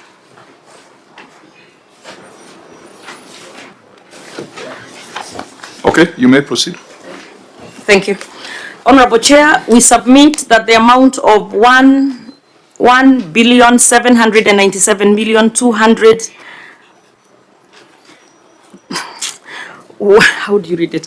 1,797,211,998 was the amount collected by the 16 hospital facilities. Appendix 8.1 is the audit certificate.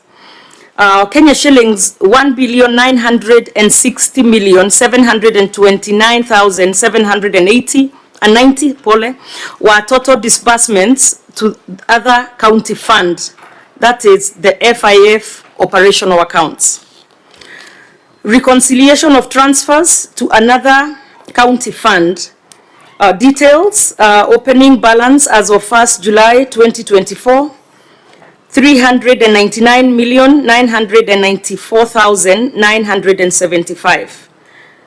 Add collections of 1,797,211,998.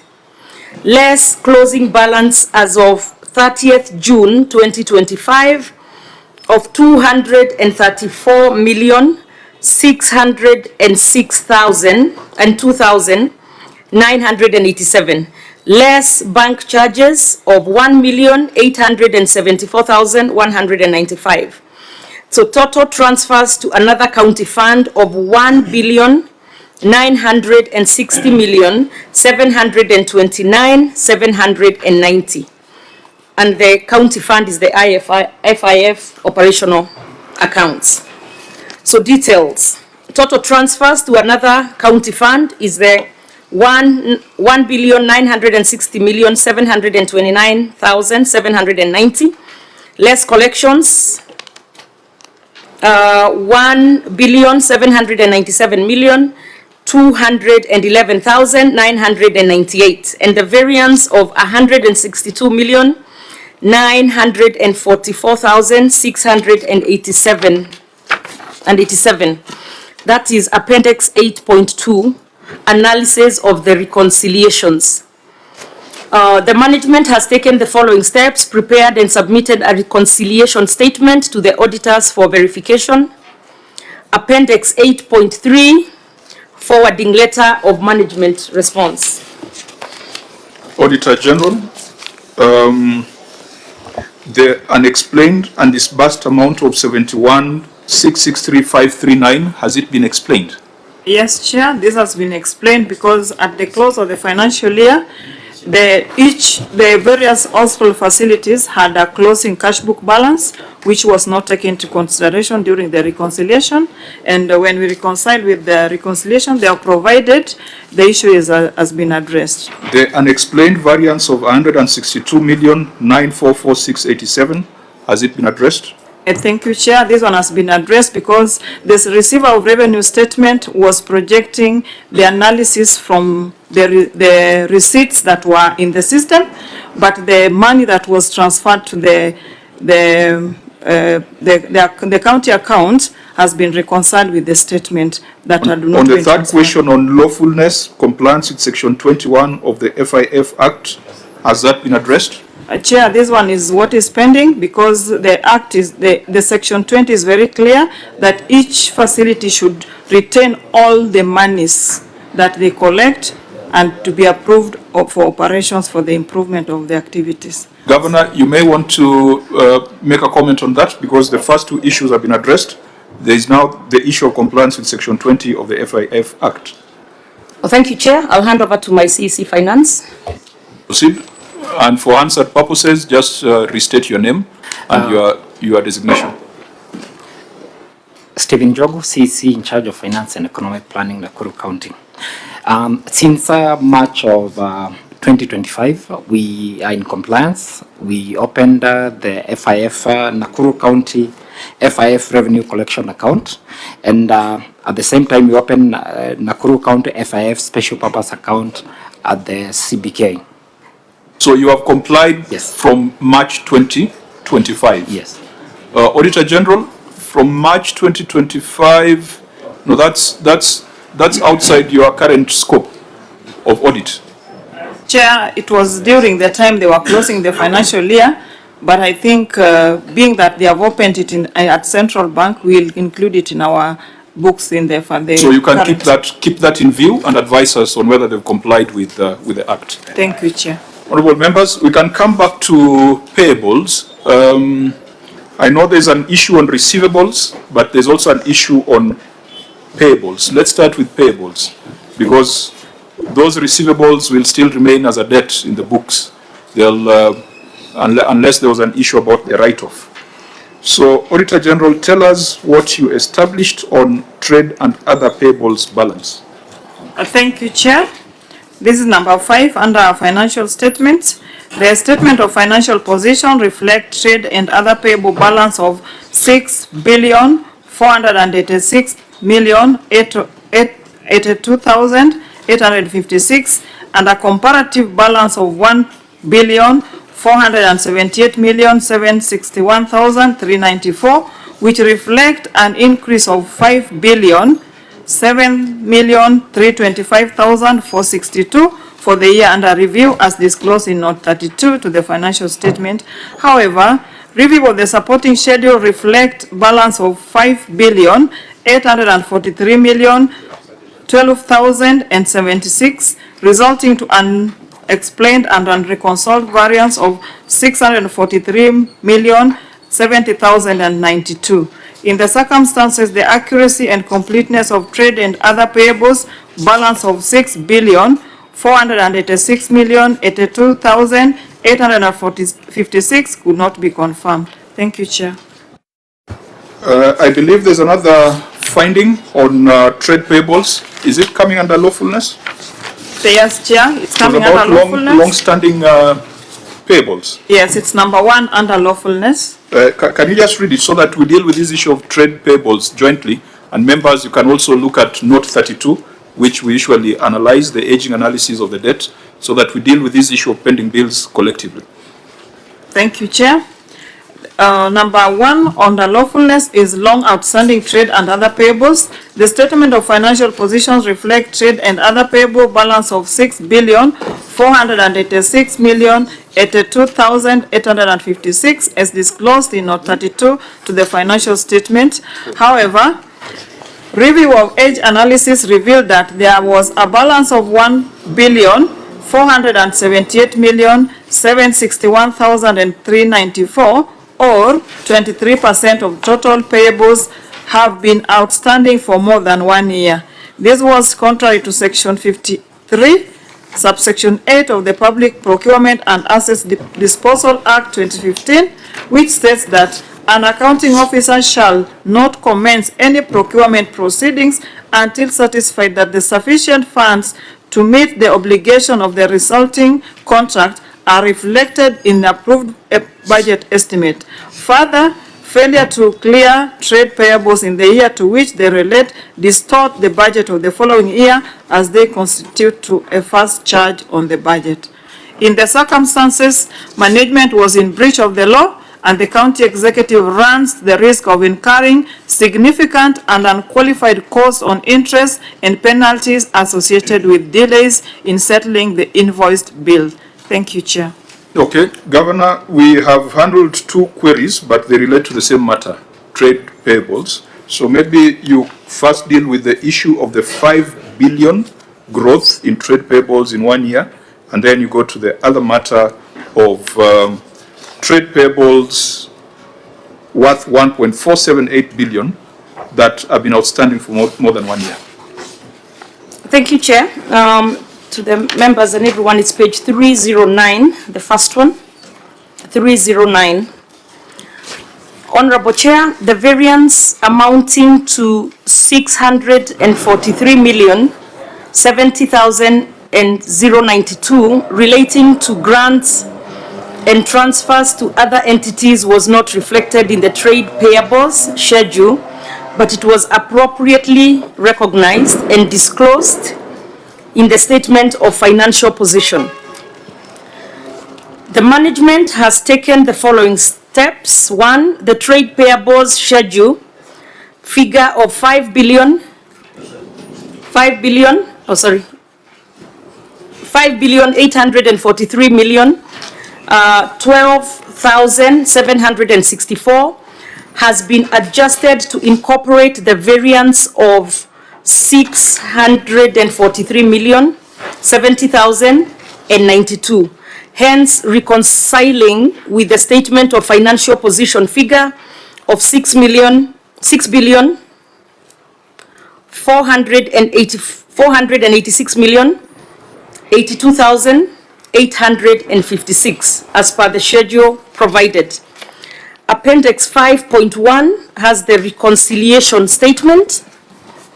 In addition, management has undertaken several capacity building workshops for accountants to strengthen technical competencies, particularly in the application of IPSAS 33 and other relevant accounting standards.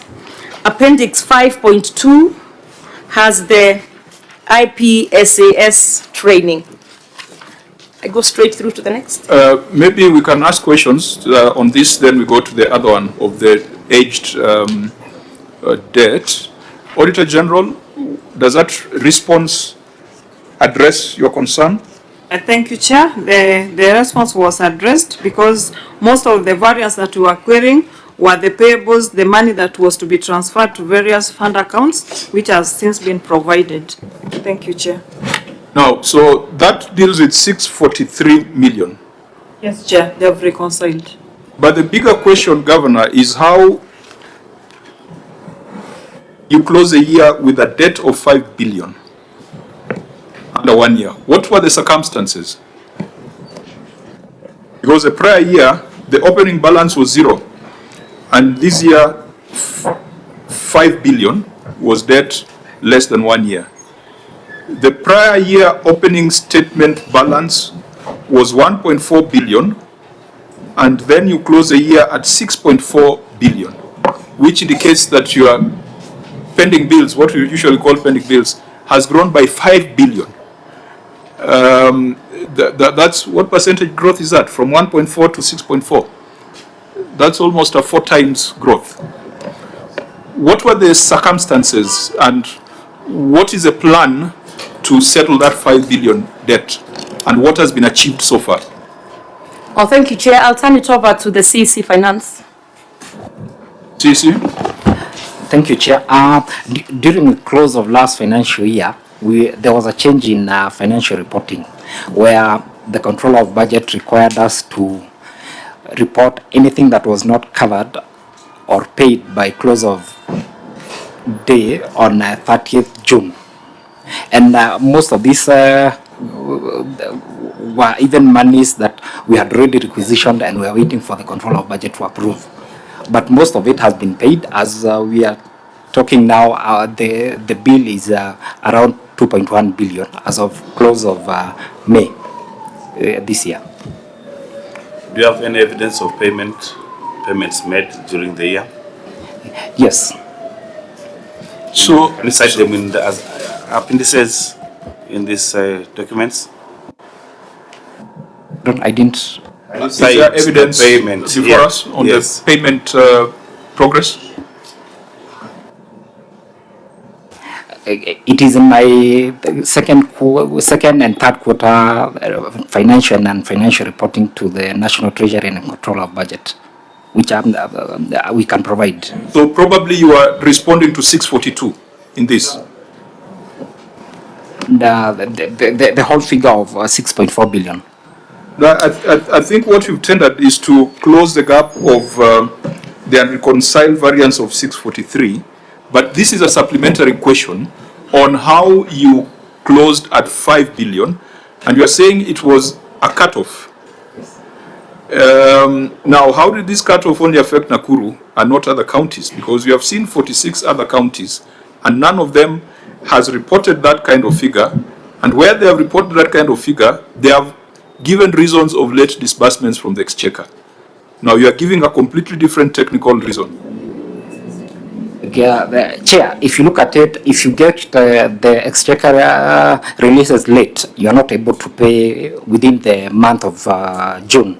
But for all the requisitions that are already in the system by close of day 30th June, you are able to pay all the way to end of July and maybe 1 or 3 days in August. TC, just speak in English. Yes. Is this money that came late, so you are not able to pay within the financial year, and then it came and you settled? I think we have seen that. We saw a county like Kilifi closing with a huge pending bill of 4 billion. They said the money came late in July, but they were able to demonstrate that subsequently they paid. Now that's English, but if you tell us about cutoff and standards, you'll confuse us. Yeah, that's it. So are you saying that you paid during the third quarter? It should be in the first quarter. And if it is in the first quarter, it must be, the evidence must be here. Payment, if you look at the way the system is designed, as long as the contractor or the supplier has submitted request for payment by close of day 30th June, you are able to process the payment even within the first quarter. What was your last exchequer release in this financial year, and when did it come through? The 2024-25. Yes, this year under review. Did it come before 30th of June or it came after 30th of June?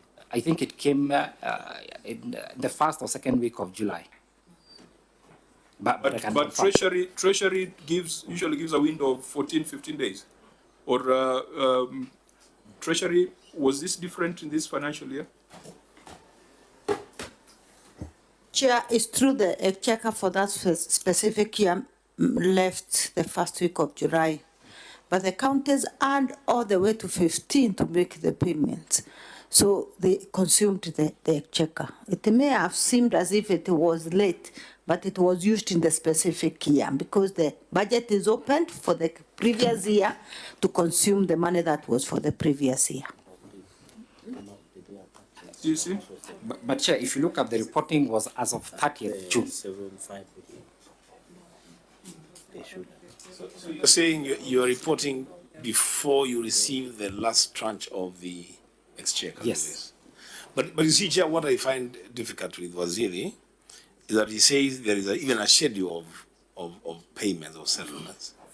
But that schedule is only available to him.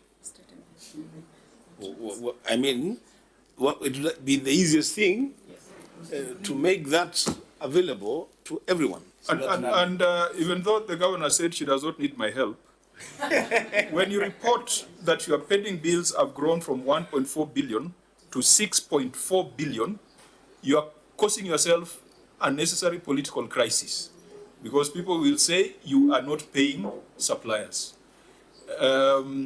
So I don't know whether you still need my help or not, but let's hear from Senator Chirarke. You can help, Chair. Senator Chirarke. Chair, mine is on this CEC. You didn't demonstrate, but I've seen the reconciliation of 648 million. This, why in your financial statements you did demonstrate this 5 billion, and then the aspect you should have indicated is it because of this you're arguing that it was given late? What is the role of EGP, the e-procurement, in ensuring that such money did not get hold on? And then finally, Chair, to the governor, I've seen in your aging analysis, over 3 years, the 11% of there is a pending bill of 11% or trade payables of 11%, that is 681,130,092 shillings. Many counties, when they took over, they used to do what we call, although the courts in Kitale stopped it, they used to do what we call pending bill verification. In this aspect of over 3 years, Governor, was there any either gazetted or your internal pending bill verification of this 11% that you owe? And then finally, Chair, combining both 2 to 3 years of 273 million, 523 million, Governor, this is a significant amount. Of course, I appreciate Nakuru is a very huge and vast county. What is it attached to? Is it more of recurrent or expenditure, the certificates that are being raised by suppliers and the people or contractors in that region? So, Chair, if the governor can answer those 3 concerns. Okay, Senator Maruma. Yeah, mine is just on the notes. I'm looking at the note 32 on trade and other payables. And it is indicated that employee payables compensation is 554,458,051. How much do you pay per month for employee salaries? About how much? And it is 554 million for maybe June salaries only or for other months? Okay, yeah, Governor, you may respond, taking note also that your total revenue for that year was, Auditor General, can you help me to get the actual number? I know it was contentious when you are computing the fiscal responsibility. What was the total revenue? That one is on page 1 of the financial statement on financial performance. It is 15 billion 593,236,618. 15 billion. 15 billion, yes. 15 billion. Out of the 15 billion, 6.4 billion are debts. That's what the financial statements are telling us, isn't it? Auditor General, is that the right interpretation? Chair, no. What is the interpretation? Because you have trade and other payables of 6.4 billion. This 6.4 billion, I think it includes even the previous carried forward trade payables. Correct. you have 15 billion for the year, but you have 6 billion in debt for current and prior years. Isn't it? Because the accountants must speak to the public. The standards and the reports must speak to the public. We must reduce it to a language that the public understands. So, Governor, there have been many, many questions from my colleagues. You can respond to them. Okay, I'll say it in general, and then if there are specifics, I'll turn over to my people. One, that's a good question on the 6 billion or is it 5 billion? Part of that is salaries, because when the money comes after June 30th, it is paid the next financial year. So it would look to you like a pending bill, but it's truly not a pending bill. It's just salaries. The cutoff of June 30th then messes with that. I think that was the first year of accrual accounting. And then part of the other stuff, part of that bill, my salaries, by the way, I think a senator asked that, is about 600 million or $500 million per month. And then part of that money too is requisitions for suppliers after the cutoff of June 30th. So a lot of it is then processed and paid within the month of July of that, because also our money comes in late. And I want, for the record, actually even Standard and the Star ran something on us and said Nakuru was number 2 in paying pending bills. So we don't play about pending bills, we pay them. But this has a lot to do with the accounting system that was in place, or that's in place.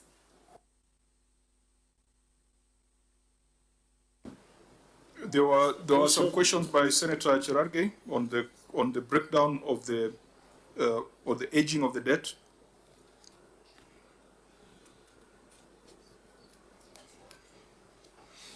And again, sorry. And again, we are complicating a very simple question, because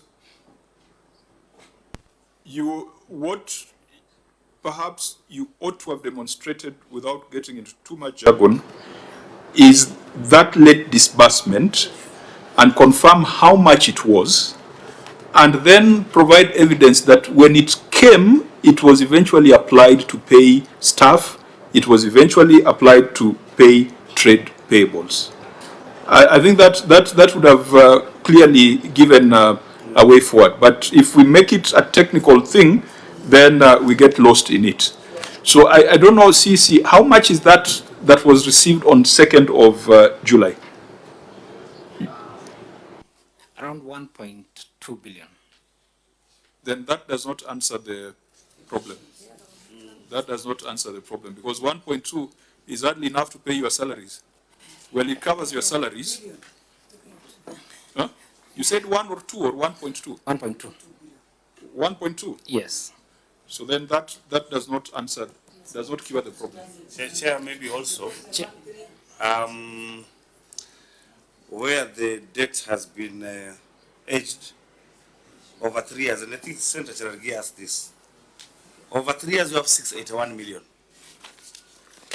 130,092.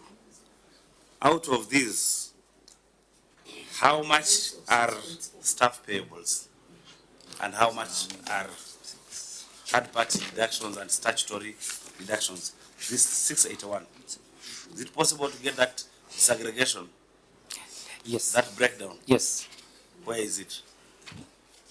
And maybe to ideally under this note. Also, maybe also to add to that, because I had Cherargei asking what Excellency Governor inherited on pending bills. It was about 800 million when she took over the government. You check and see. That's what we have. So, and then monthly disbursement or allocation is about 1.2 or 1.3 billion, whatever you're talking about, 1 month, monthly. So, having raised the pending bills to be 6.4 billion, then I can confirm that's why the Nakuru people, they're all crying everywhere about their pending bills, the payments. I know the Star has said, I commended you that you're paying the pending bills, but there's a lot of outcry, and this can prove having a pending bill of 6.4 billion.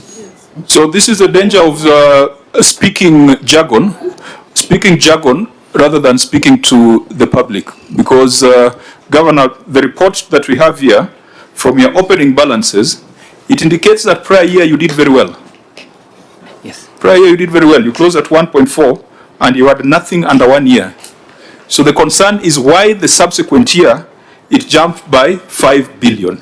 And I think that's an explanation that needs to come out so that the people of Nakuru do not come to a conclusion that you are not paying.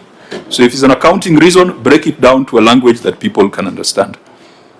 Thank you, Chair, and I'll turn it over to Martha, who will give us it's an accounting reason that needs to be broken down into language we can understand. But for the record, when I came into office, unlike what the Nakuru Senator is saying, it was not 800 million, but it was 2.1 billion of eligible debt, a pending bill, and 2.5 billion ineligible. But over time, after we set up the committee, most of that moved up to be eligible because maybe they were missing things here and there. But anyhow, let me turn it over to Martha. Again, for answered purposes, reintroduce yourself. Honorable Chair, my name is Martha Mateta. I'm in charge of debt management. Now, I'm going to explain the spike of 500 billion. When we were closing the financial year... is it 500 billion? 5 billion, I'm sorry. Okay. When we closed the financial year, 24-25, as at 30th June 2025, most of these bills, rather most of this expenditure had not been cleared for payment by the IFMI system. And so when we crossed over to Q1 and Q2 of financial year 25-26, these payments were cleared. Most of them were not ideally pending bills. They were just trade payables that were covered in now the ended financial year. By 31st May of 2026, the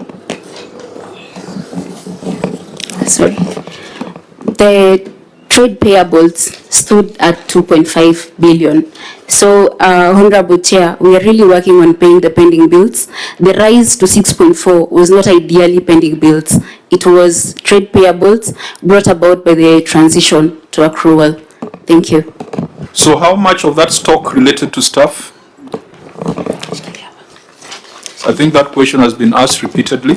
237 million. That's within 1 year? Not within 1 year. Or in total? Yeah, in total. And out of that, 237 million. How much of that is statutory remittances, pensions? 208. So 208 million relates to statutory deductions? Yes, and out of that, we've processed around 68 million for payment. I would have thought that statutory deductions are done on a monthly basis as salaries are requisitioned. What would be the reason for having about 100+ million on outstanding statutory deductions for staff? You see, when we were requested to declare everything, including the old obligations, we had to declare this 208, which was coming from the defunct local authority. How much was coming from the defunct local authority? 208 million. Were those pension obligations or the pay as you earn and other tax related? Pension obligations.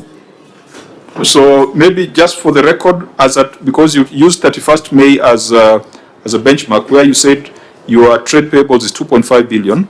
As at 31st May, what is your total employee payables? It's still 237 million because the payments have not been cleared. And what is but there is a 58. There is a 58. What is the age of the 237 million? Is it over 3 years? No, it's between 2 to 3 years and 1 to 2 years, Chair. Then it cannot relate to defunct authorities, because if it was for defunct authorities, it would be greater than 3 years. But that is when it was introduced into the books. It was not recognized as a liability previously? It wasn't recognized. Okay. Auditor General, what's your take on that? Chair, when you look at note 32, what she refers to the defunct local authority, they have indicated over 3 years. Those ones they are verifying. So I think they are correct because we are moving from the pending bills to now accrual.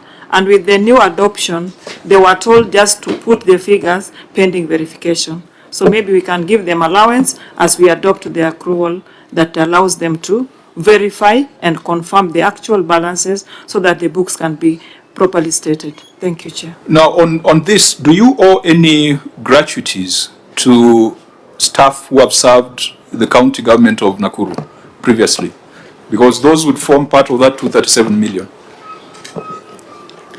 Sisi, no. Is that a statement of fact or is something that you need to examine? Chair, it should be a statement of fact because my CEC has So then confirmed. what is the makeup of the 237 million? What are the items? 208 in staff pension and then 29,455,937 in staff allowances and claims. Senator Maruma? Yeah, but Chair, still, I don't understand the auditor. Please just make it clear that there are some bills which are historical in nature that were previously ignored and were brought back just last year. How is that? Where were they? I'm not an accountant myself, I'm a farmer. Where were they previously? Auditor? Okay, Honorable Senator, they were not just brought from anywhere, but in our previous cash basis, they were doing disclosure. They were not reporting them as under the financial statement items. And that's why the road to accrual adoption is giving a window of 3 years under IPSAS 33, and they were allowed to bring in what they had reported. So we are using that annexure that was in 2023-2024 that was reported as a disclosure appendix. So we are just taking them, the ones that have not been paid, but the standard allows them now to bring the balances which are not accurate pending verification. Same to the case of assets where we write historical pending now adoption of balances and now instituting the depreciation and amortization. No, Auditor, we spent almost 1 hour with Wajir, who had come up with 1.4 billion as trade payables out of the blues. And we spent a lot of time on it. What you're saying is that they were bringing forward, previously it was a disclosure, isn't it? But if they had disclosed 200 million, you'd expect it is the 200 million that they would bring to their financial statements. Would it change in between? Yes, Chair, it will change, but if you go to note 32, under what circumstance would it change? it can only change when they have disclosed the analysis, the age analysis. Is it within the first year? Is it the second year or the third? If they bring the third, then it will be wrong because we have the financial statements which were certified. No, if they said globally, our trade payables in the year under cash accounting was 200 million, and now we have moved to accrual accounting. Shouldn't we see the 200 million for those years as was disclosed in the previous years? Correct, Chair. They should bring the 200 that was disclosed in the previous year that was certified. I think that's what Senator Maruma, that now clarifies it. So it reverses the earlier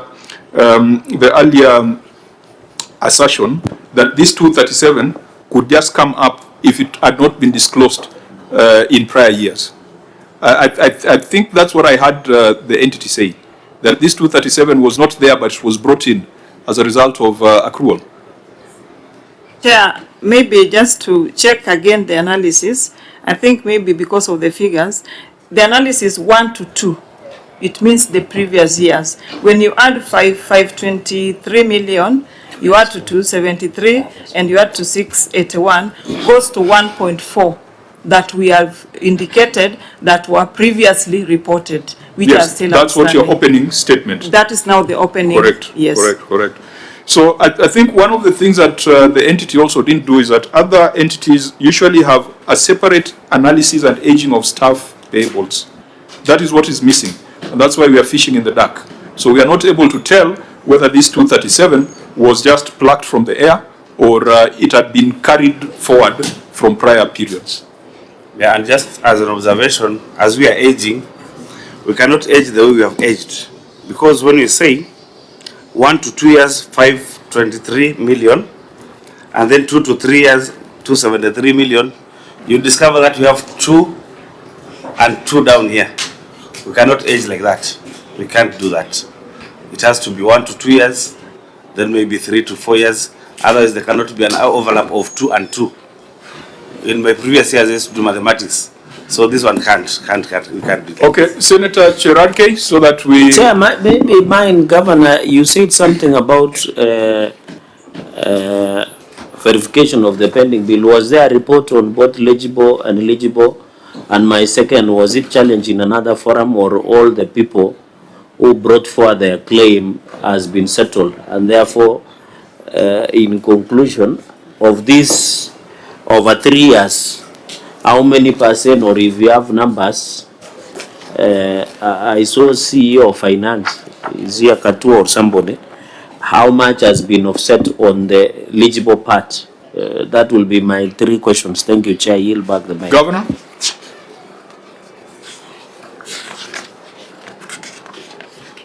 Sorry, Chair. For Senator Cherarke's question, we do have what's called the pending bill committee. And what they do is sit and go through those pending bills, because some of them did not have all the requirements to be paid.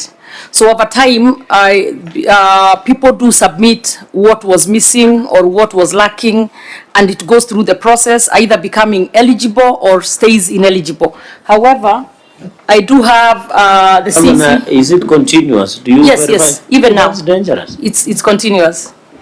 So if I go and go to River Road and manufacture a voucher, how will you know? If I know I'm missing, for example, if there is a sub-county engineer report for a road that was done during the previous administration, maybe tarmac has been washed, the culverts are not there, and I go and manufacture, how do you ensure that you don't lose such? Because I know you have an obligation to protect the resources. So take us through, because over 3 years, some of these projects are over. How do you seal that? I thought it was time bound. I'll turn it over to the CEC for Finance. But in that committee, and he'll explain, I think you said you want an explanation of how the process works. It has the audit team in it, it has the procurement people, the accountants and technical people, so that they are able to maybe verify what your concern is right now. But I'll have the CEC answer that. Proceed. Thank you, Chair. The auditor committee comprises of members of the county team, and they have a secretariat that draws membership from the audit team, procurement department, accountants, and the technical team for those projects that require technical knowledge. So the first step is whoever who has a bill that requires to be settled goes to the secretariat, through the committee, goes to the secretariat. They look at the nitty-gritties of the payments and whether the work was done or not, the verification. Then now it goes to the committee for now the final verification. Then now that bill moves from ineligible to eligible. Chair, my only concern, if you hear my worry, and Governor, I thought, you know, my only concern, why is it not time bound? Why are you continuously verifying? That is my only concern, because you have seen your colleagues, Governor, especially the inherited ones. When you are not there, you are with us as the whip, although you are removed by your friend, you survived, you became the governor. Order. Let's stick to the to the report. I know it is ugali o'clock, but let's. But where I come from, Chair, what is important is not ugali, it is mursik. So, Governor, my only concern is on these 3 years, Chair, and I hope the committee chair through is noting, Because if we have governor, the over 3 years, why didn't you create a time bound of maybe 30 days to verify? Because my worry, governor, you know, there are people who are crafty, and I'm not saying they're in Nakuru. My worry is they can infiltrate and go and take advantage. If they come to CC, my brother, the CC of Finance, they appear before the committee, they are told there is no voucher of supply of soda. They run at Nakuru Mart supermarket and manufacture a receipt and backdate it and then bring it. Then you include him in legible. Don't you find it is very dangerous? You can pay fake pending bills. Yeah, I want to pick the mind of Senator Charad. Yes, please, and return it when you are done with it. Can be extremely dangerous if it is for maybe construction. Maybe a building is constructed, it's there, classroom is there. You can reconstruct and get maybe the vouchers around there and pay. But for recurrent, over 3 years, maybe a receipt that is not there now, it's provided, and then you pay. You might end up paying a lot of fictitious pending recurrent payables. That is my problem also. Okay. So, Chair, let me ride also on that Cheragei's mind. We will return it. Governor, Senator Susan, you know, this verification is not just on documentation. It's also on physical verification, you know, sideways and all that. And I think what Cheragei is saying really makes a lot of sense. That, take an example of a road, even graveling, you know, a road. The documentation is there, but there is doubt as to whether actually that work was done. 4 years, 3 years down the line, if you were to go and verify on the ground, what are you going to verify? Because, I mean, you have had 5 rain seasons that have washed that road 3 times. It has been done and redone, but as you're telling me, you know, we are not sure whether you did this project, although your documents are okay. How do you go about that? Okay, Governor, maybe just the process and policy, and then we come back to the numbers. Thank you, Chair. I'll turn it over to the CC Finance. Thank you, Chair. For verification, we still need the department to own the pending bill. The committee that's, let's say the interdepartmental committee sits as the last resort, because now the accounting officer should first of all own that bill from the department before now it comes to now the committee for verification. So members, we might be involved in a hypothetical conversation in the absence of even a written document on their policy and procedure. Perhaps that's what we need to demand. What do you have, a policy document? Do you have some procedure guidelines, or it's just verbal? I'm sure that whoever has been given that responsibility, and I think for the first time I've had a county with what did the lady introduce herself as? Director of? Resource mobilization. Director of debt. Director of debt. Debt management. Which I think is something worth thinking about, because a lot of these counties, debt management is strewn all over the place. So people are involved in manufacturing invoices and LSOs, and you can never get a proper picture on the debt of a county. So if we have a position like that, I believe there must be some guidelines or procedures you have crafted. Yes. That can be tabled to assure the members that whatever you're doing is foolproof. Yes, Chair, we have guidelines. Can we then ask the Auditor General just to look at those guidelines and make sure that the risk that is being raised by members of taking too long to verify is not a real risk that will occasion financial loss in Nakuru? So that we don't deal with the hypothetical, we deal with an actual policy position. And then we come back to the numbers, and then ask the governor, today is the 2nd of July 2026. The financial year was closed 2 days ago. Did you receive all your disbursements 100% by 30th of June? Exchequer releases were done, yes. By 30th of June? Yes. So we are not going to have this kind of problems in the succeeding financial year? The easy answer would be we won't, but we will, because the requisitions that will be paid after the year closes. You see, there's so many that went through the system but will not have been paid until probably by the end of July. So there's that one, because the money comes in towards mid-June, right?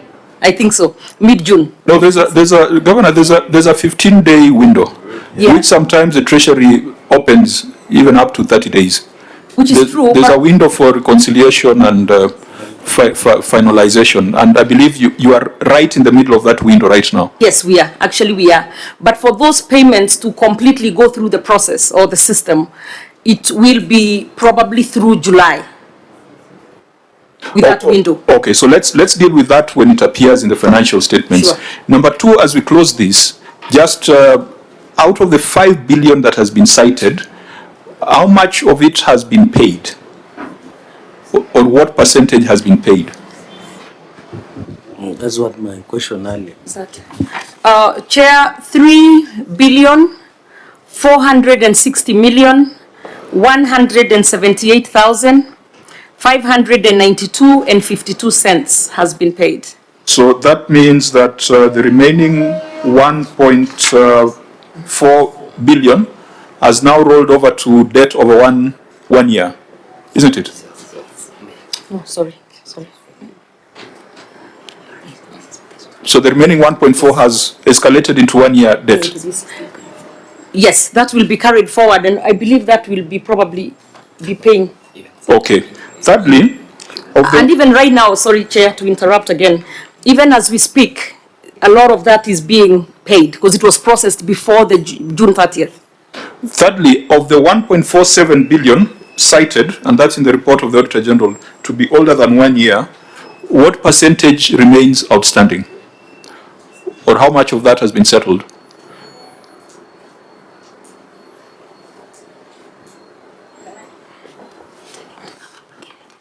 Sorry, Chair, if you can repeat the question. Of the 1.47 billion that the Auditor General cited as being over 1 year in these financial statements, how much of that has been settled? There was around 200, 237, 200, about 230 million. So your debt is growing faster than your repayments? No. Can you answer? Yeah, this is the records we have up to 31st of May. We do not have the records for what is at requisition level at the controller of budget. Okay, so we can get the full picture in the substantive audit. Yes. Okay. Now this also brings to question your fiscal responsibility index. So, auditor, you need to now help us. If almost 1 billion was not accounted for in the year under review, do we have a correct picture of compensation of employees for the year? Because, you know, you cited it, it's a substantive finding where you're saying that I think it's under lawfulness, non-compliance with fiscal responsibility principle on wage bill.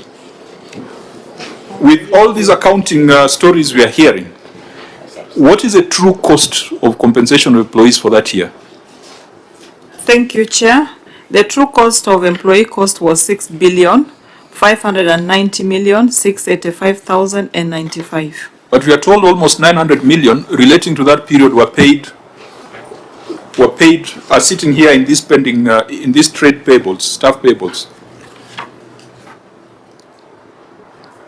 Thank you, Chair. When we go to note 32, the trade payables are also having other segments whereby we have employee payable compensation, which is 554,158,051, which indicates that this is the salary that was processed at the end of the year, at the end of the month. That was not processed. Yes. That was not processed. Sure, thank you. So the true cost, perhaps you take the 554, add the 312, isn't it? The 312 of employee payables, staff payables. Yes, Chair, but the compensation also involves other parties. There is also payee. So when the reporting template is presented as this, we may not get the small nitty-gritty explanation. If we go that way, I think we maybe get lost. So is Nakuru at 42% in terms of fiscal responsibility? Remember the PBO, PBO was disputing that percentage. Yes, Chair. When you look at the revenue they have reported, it is 15,593,236,618. And when you compare the employee cost is 6,590,685,950. So when you get the percentage is 42. It's above the threshold that is recommended at 35%. But auditor, also under budgetary control and performance, you have reported that the statement of comparison of budget and actual amounts reflects total receipts, budget and actual on a comparable basis of 23.9 billion and 19.5 billion respectively. So shouldn't the revenue be 19.5 billion as reported on your emphasis of matter? Why is there disconnect between the two figures, the 19.5 and which page is that? the 15.5? Emphasis of matter in the original certificate is on page 5, and the analysis on fiscal responsibility is on page 7. Okay. I don't know whether Salat is in the room, PBO. I know we had raised it in our briefing, so we need to settle this matter. So what is the, okay, just proceed. What is the revenue that we need to use as a base for computing fiscal responsibility? The revenue should be what they have collected in totality, including what they have received from Exchequer. And that should be what amount? We calculated based on what they reported in their statement, which was 15 billion. And where is this 19.5 billion coming from? The 19.534 billion. This is the total budget, including, you see the performance on this was excluding the ROR. So when we add the ROR, which was 4 point, was it 4 point?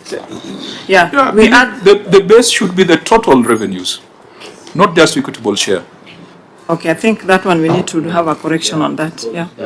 I don't know whether, Governor, what you are saying makes sense? Yes. So what was the actual, according to you? You've reported 15 in the statements, and the auditor has seen 19.5. 19, right? Yeah.